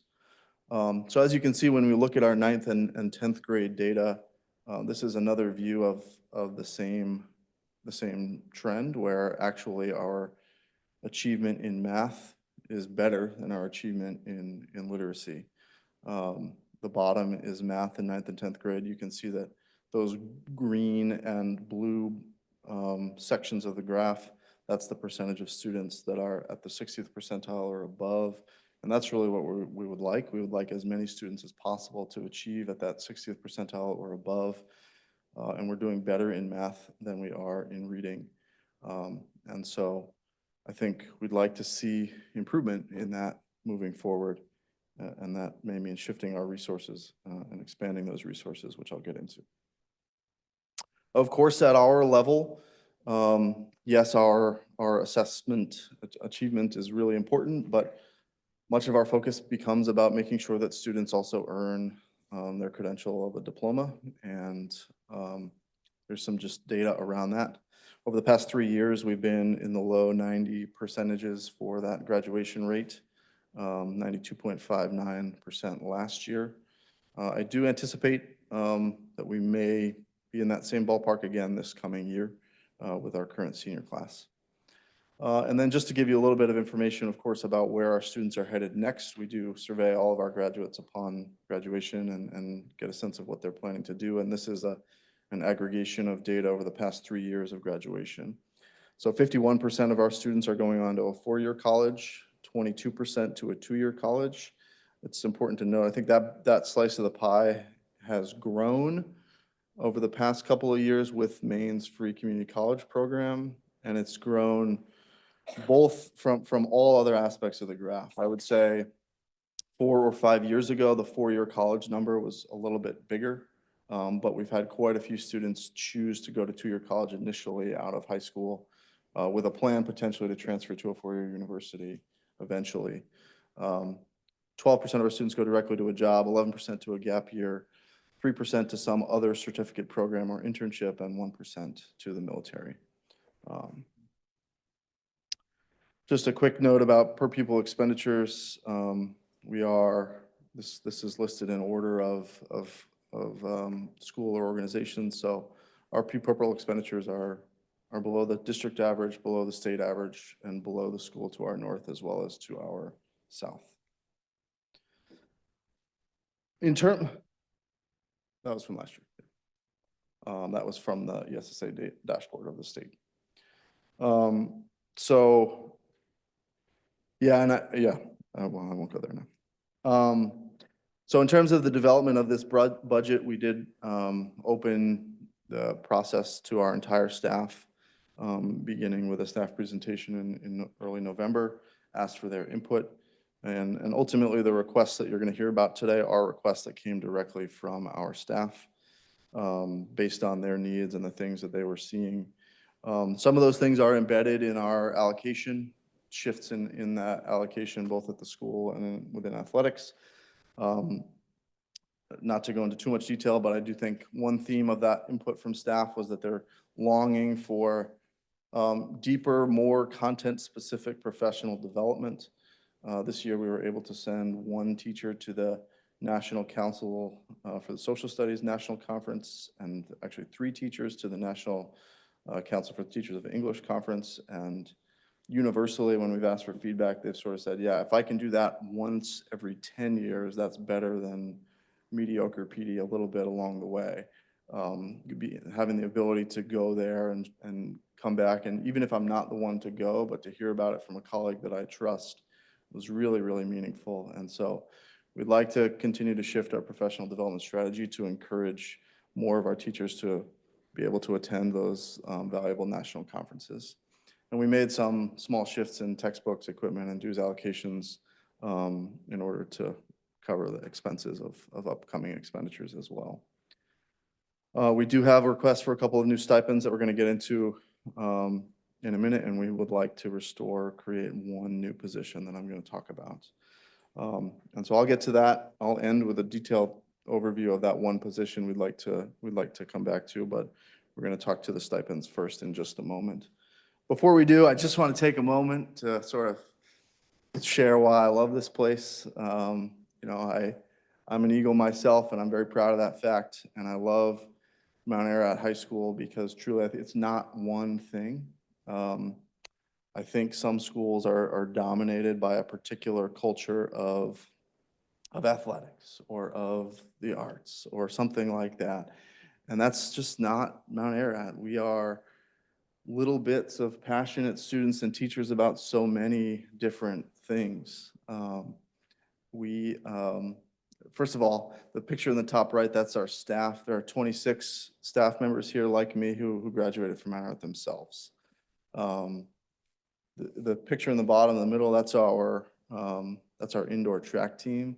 1 in 7 Mount Ararat High School students participates in indoor track. That's how big a program that is, and I think speaks to the ability of our school to attract students who might not otherwise ever pick up a shot put, but to do so. We love to encourage and support artistic participation. Obviously, that's the marching band in the Memorial Day Parade on the left. That's our Poetry Out Loud competition on the bottom left. By the way, 1 week from today, if you want to come back here, that's when our this year's Poetry Out Loud contest will be held. You will receive an email invitation to that, but now you know. But truly, I think what I love about Mount Ararat is that I could keep going about the things that make us diverse, and I think it's that diversity that makes us strong. 30% of our students also go to Region 10 Technical High School to participate in programming there. Just in so many ways, we have so many students with so many different interests. That's our challenge, bringing all those students together in a way that is unified while also respecting that diversity. So, in terms of those new budget requests I mentioned, again, I'll get back into this one in just a minute, but we'd like to hire one English teacher, and I'll explain why it relates to our ability to provide literacy support to a greater degree. And then there are just a few stipend requests that we also have. We'd like to initiate our own volleyball program, and I'm going to ask Jeff to speak to that in just a moment. And then we'd also like some stipends to support the administration and administrative representation at IEP meetings. And I'll speak to that very briefly in a minute too. But Jeff, I think you are up to speak to volleyball.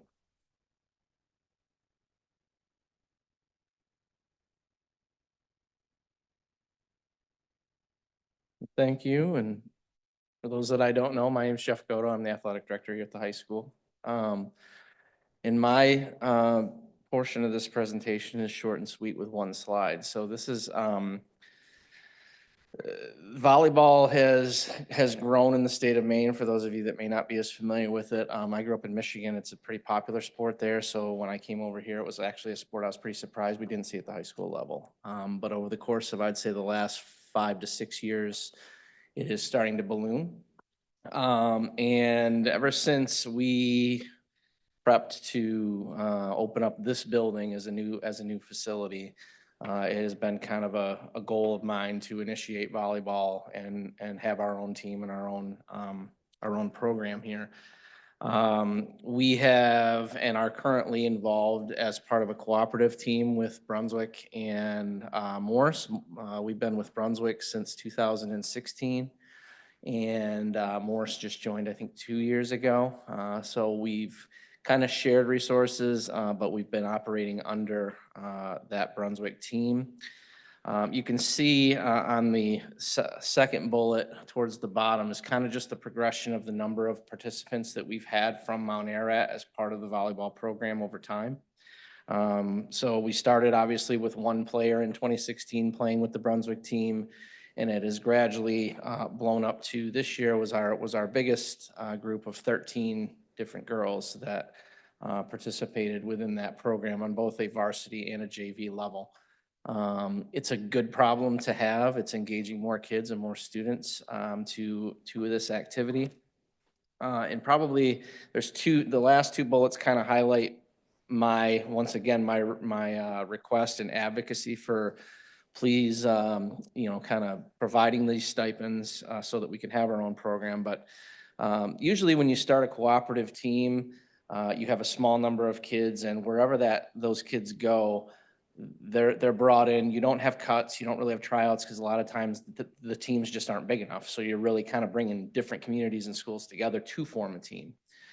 And that was the case, I would say, for really the first 6 to 7 years. But the last couple of years, we've actually had students from Mount Ararat, as well as Brunswick and Morris that have been cut from the program just because, you know, there's only so much you can do within a volleyball program.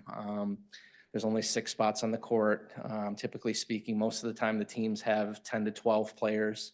And over time, with the popularity of the sport, we've just seen more girls really gravitate to it. So when we run into those situations where girls are being cut from the team, it kind of strikes a nerve with me a little bit to again try to engage the fact that I think that we're in a position now where we can support our own team and our own program.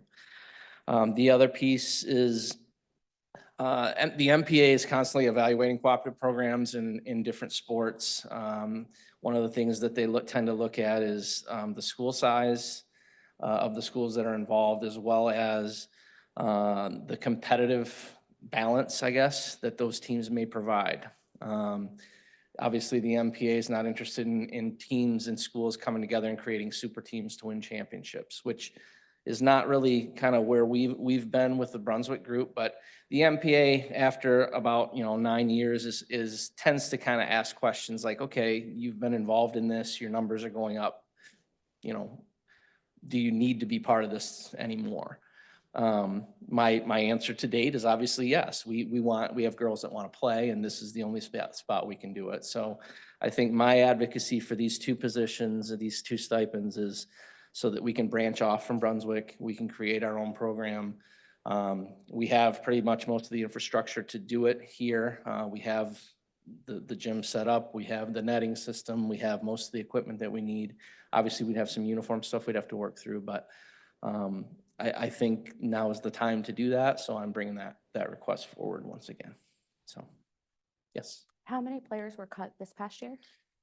I want to say 3. I could go back and look. And usually with a lot of those situations, we're able to reroute those kids to other programs, even if it's a little bit late. And obviously Mount Ararat is not at the high school level. We're not in a no cut scenario. Like we try to avoid doing it, but and for the most part, in most of the programs that we have, we don't tend to cut players. But it's a part of high school sports at this point, so. I'd be interested in seeing the data from the last 2 years cut. So like the 8, did they cut just 1?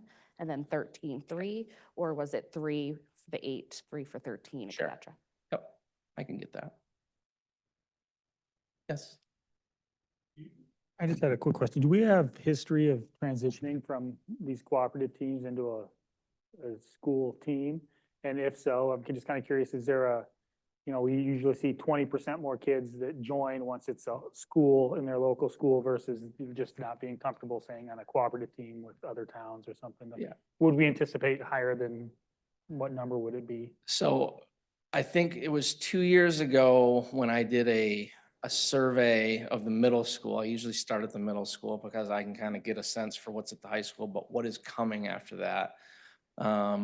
When I initially did this, and I probably did it in the springtime, this is a fall sport. So, usually going into summer, I need to know kind of where we stand with it. I had probably about 15 8th graders that at least put down, I might be interested in that. Now, again, I don't know for sure. What I can say this, like I have noted here, we have 10 undergrad or underclass girls that would be eligible to come back next year. That's almost a full team in and of itself. And that's without including anybody else who, if it's here, they might be more comfortable with. I know that this team practices both at Brunswick and here. Some kids are going to be a little bit, uncomfortable or a little nervous or be worried about transportation. How am I going to get to practice? How am I going to get to the bus over there? So I think once you bring it to this school, I think that you're going to see not only the kids that are interested in competing in it, but I do think you're going to see a greater emphasis for some kids who maybe have never tried anything to say, let me give volleyball a shot. So. What percentage would you say, or roughly, do you know how many other schools are providing volleyball throughout the state? I wouldn't want to guess on that. I mean, I can find you that information Yeah, that'd be great. specifically. in terms of growth, I just know that it's exploded pretty good in the south. It's made its way north.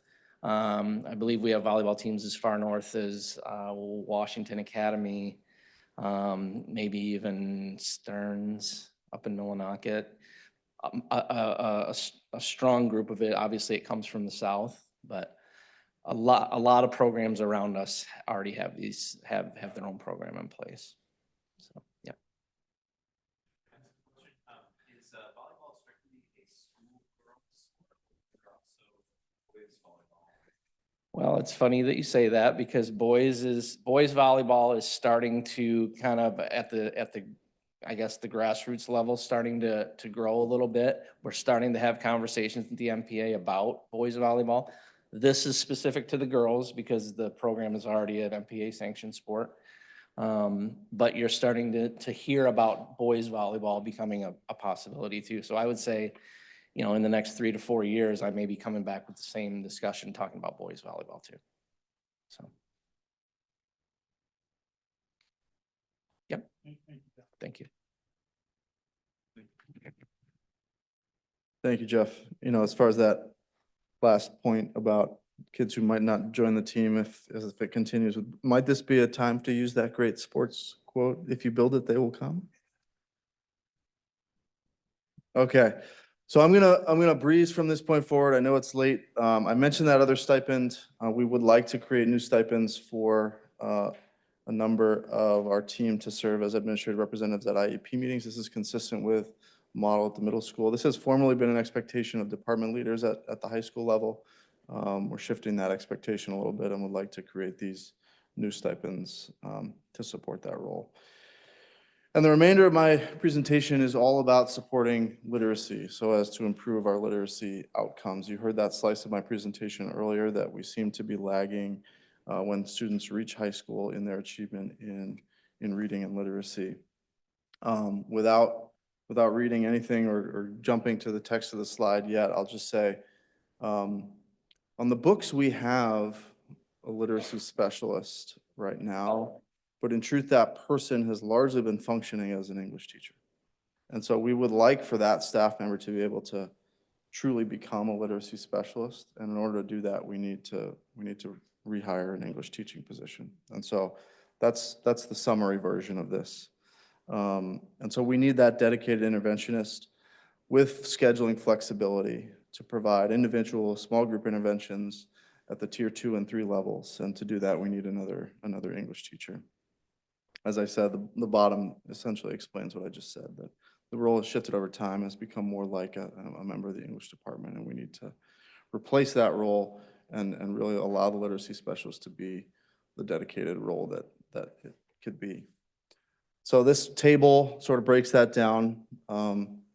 Largely, the current person is devoted to a full course load in the fall and a partial course load in the spring, and that limits their ability to do the type of work that we would like for them to do. So on the left-hand side of the table, this is what the current person is doing.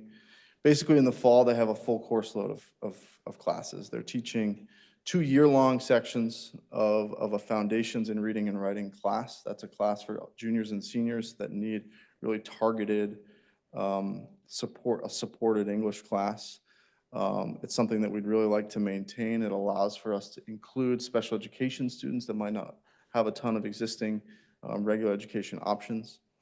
And this person is teaching 2 sections of that in what really should be a class taught by an English teacher. They're also teaching 3 sections of a literacy workshop class devoted to 9th graders in the fall specifically. And when those finish in the fall, part of their time in the spring only becomes a little bit of what we might like for them to be doing all of the time, which is that in the spring they are identifying students with individual literacy needs, conducting individual and small group instruction. And while that's certainly helpful, it's not the dedicated role throughout the entire school year that could hit the ground running on September 1st and continue with that throughout the year.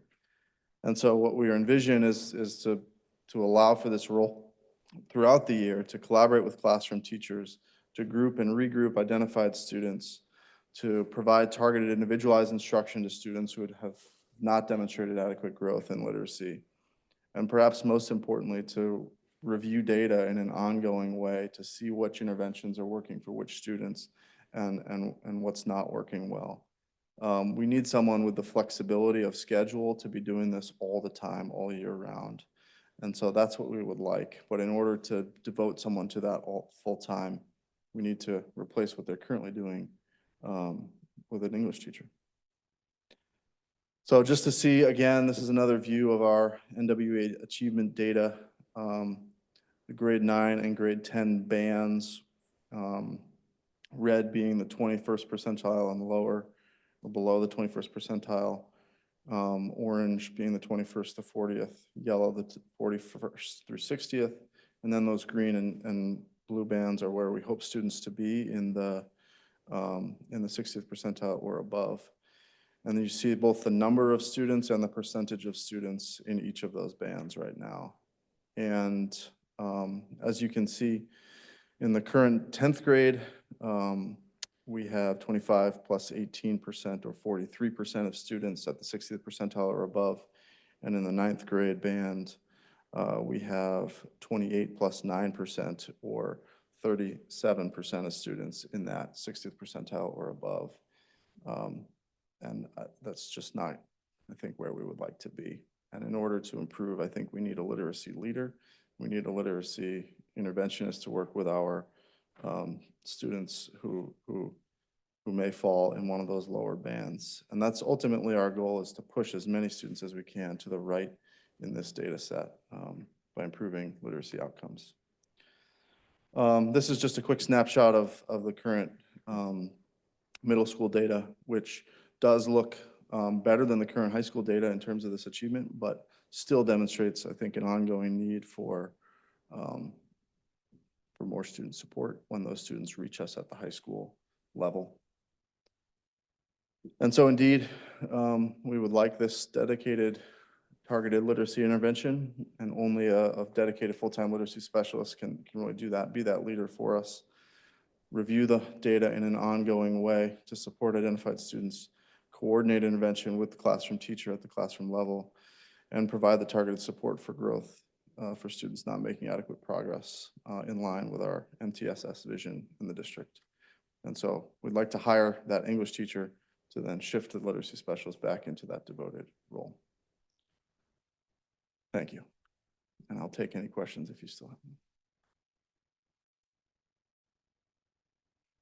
All right, thank you, Chris. Okay, thank you.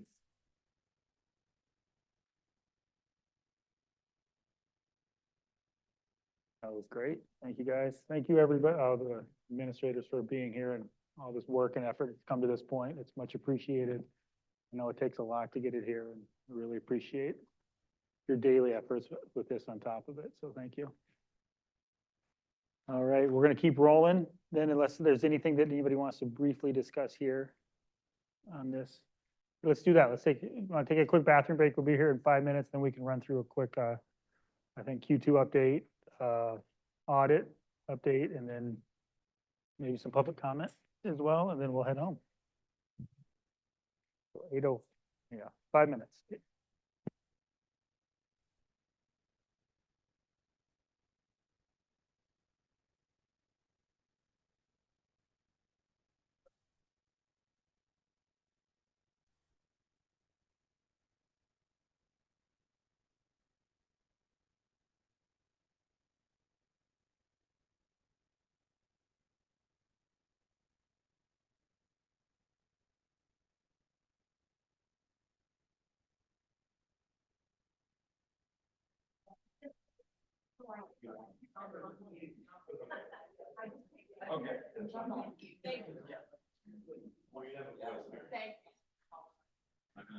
No, I think.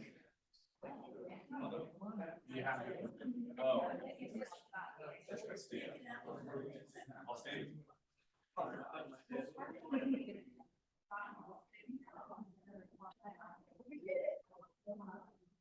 Not that you couldn't command the room. Right. You need some technology. You're just looking out for my best interests. Exactly. Yeah, like with the printer earlier.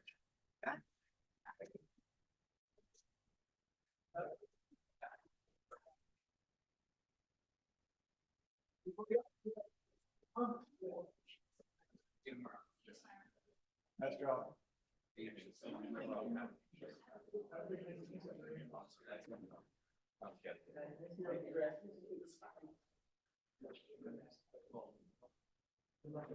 you. Have a good night.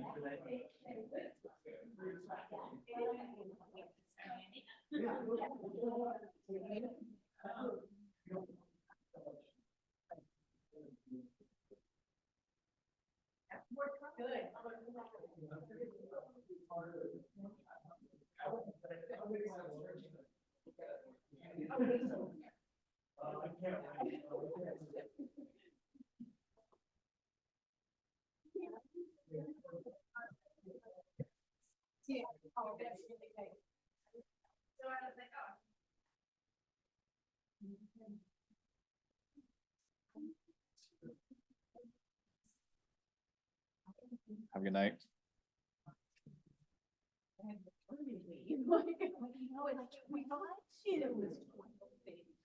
And you're, I forgot, like,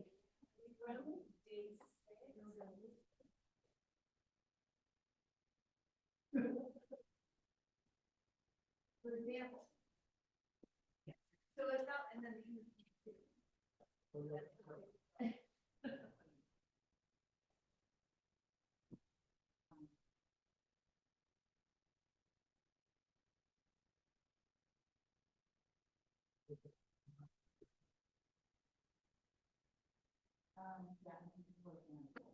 What is it now? I think.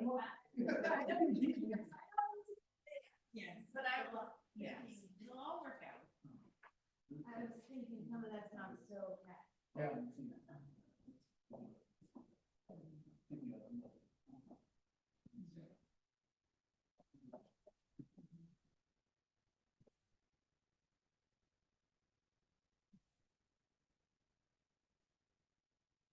I'm not listening. I know that. For saying, again, it's an average, so we're all good. I'm just thinking.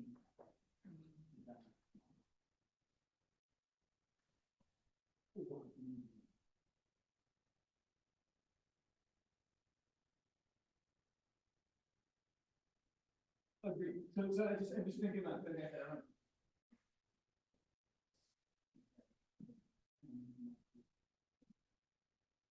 All right. Welcome back, and we will hand it over to Evan for a quick Q2 fiscal year 25 update. Thank you, Ryan. I would say overall, we're in a really good position. I hope you all received the copy of the Q2 financial report that Becky forwarded a couple days ago. I realized that when I sent the spreadsheet over, I had my data on the first tab, and usually I hide that, and then the kind of organized and nice copy on the second tab. So in future references, the nice copy should be the one displayed, but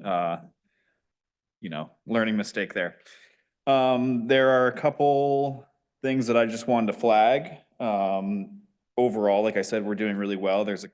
You'll see that there are a few lines, I counted approximately 14 of them that are over the 50% mark, but the ones that are within 2 to 3% over, I think that that's an acceptable tolerance for the most part.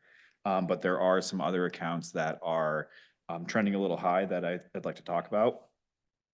The first one would be the health insurance cash alternative. I want to come back to that one because clearly on the percent expended, that's over budget. It's 117% over, and I'd like to talk about that one at the end. If we're in the second bucket, the total contracted services, as you may remember from last month, our student transportation and out of district placements was high. This is a trend that, isn't going away anytime. So 68.3% expended for the year, which is, 18% above where we hope to be, is kind of a normal thing because we need to expend our budget and then then we move into the local entitlement after that. Liability insurance, which is trending at 77.3%. This is a case where in the finance department, we do actually have to pay those bills ahead of time. So this is the Q3 prepayment. There are a couple examples of this, dues and fees being one of them. Liability insurance is the other. We do have to pay our property liability insurance a couple days before the beginning of the month. So some of those things that are insurance or other utilities, those kind of things happen before the quarter starts, so they trend a little bit higher. The last one I want to talk about before I go back to health insurance and cash alternatives would be our, excuse me here as I pull it up, the repairs, sorry, that's not the one. Capital maintenance, which is at the very bottom of the first page. You can see we're at 73.7%. I spoke with Sean Johansson today about this. We have probably about a biweekly meeting where we go over all the expenses of the district in regards to his budget, but this really comes from the Bodenham based asbestos abatement that we did at the beginning of the year. And one thing that he recommended was that we consider moving some of the money from the contingency account that we have for the for facilities to cover some of these shortfalls that we may see throughout the year. That is an $85,000 contingency account. So maybe at some point in the next couple of months, you'll see me come to you all for a transfer. Okay, health insurance and cash alternatives. To conclude, I believe that this one was just something that we under budgeted last year. There are 3 properties that are over by 16% each. That is Harpswell, Williams Cone, and Bodenham. Each of those had employees who chose a health insurance alternative, and that created the negative, or that created the variancy where we expended everything for this year. I think that going forward, that this is something that we can look at more closely for fiscal year 2026. But yeah, we just didn't budget enough money for that. We see, say, savings for the 9 months in the health insurance line, but we've overestimated that by a little bit. Yeah, if you look at the line above, health insurance, we've only expended 32.6%. So we're probably saving money there, but yeah. And also, in the end, it benefits us to have more people in this line than the line above it. Is that right? That's what I would also So like to point out. If this line grows, that's pretty good. Exactly, because it's only to the tune of about $2,000 per employee who chooses to take advantage of that. But Whereas, it's probably minus 20,000 from the line above it. exactly. Any other questions for the Q2 expense report?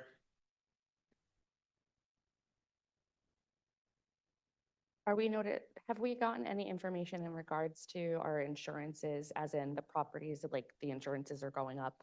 Yeah, so I spoke to our broker at Cross Insurance about just before the Christmas break, and he said that in terms of budgeting purposes, probably use a figure somewhere between 15 and 20%, but he wouldn't be surprised if insurance rates go up as much as 25% for next year.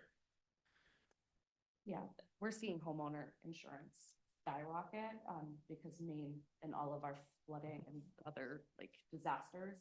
So everything's impacted by that. That's good to know. Yep. He said some years it's as low as 10%, but he said to be safe, probably choose a 15 to 20%. Yep. That's a good thing to flag.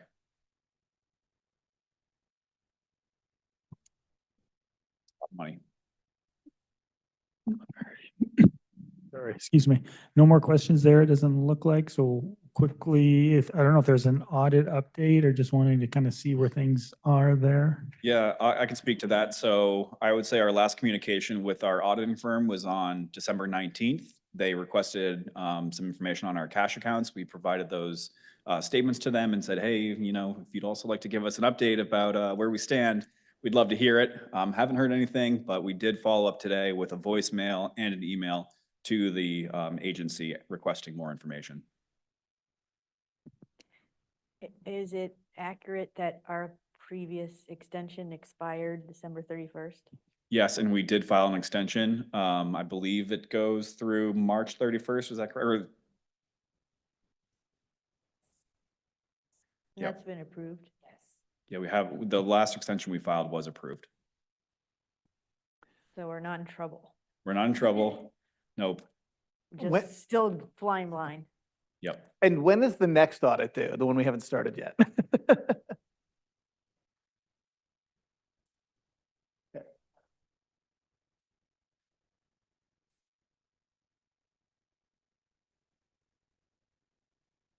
with everything that we've done and put into place, once we're done with this one, it should move very quickly. That's what they're saying. So, Thank you. because Andrea and the team at the business office has done a really nice job of getting all the systems in place that we need. Yeah, we have a whole, everything's already organized, ready to go for when they're ready to move on. So that's the audit update. Thank you very much, Evan. Much appreciated. And thanks for waiting around to help to get to that. Yeah, no, I'm sure he's done a lot of work here. All right, and looks like we do not have any public comment this evening. So with that, we will call it a night and thank you all.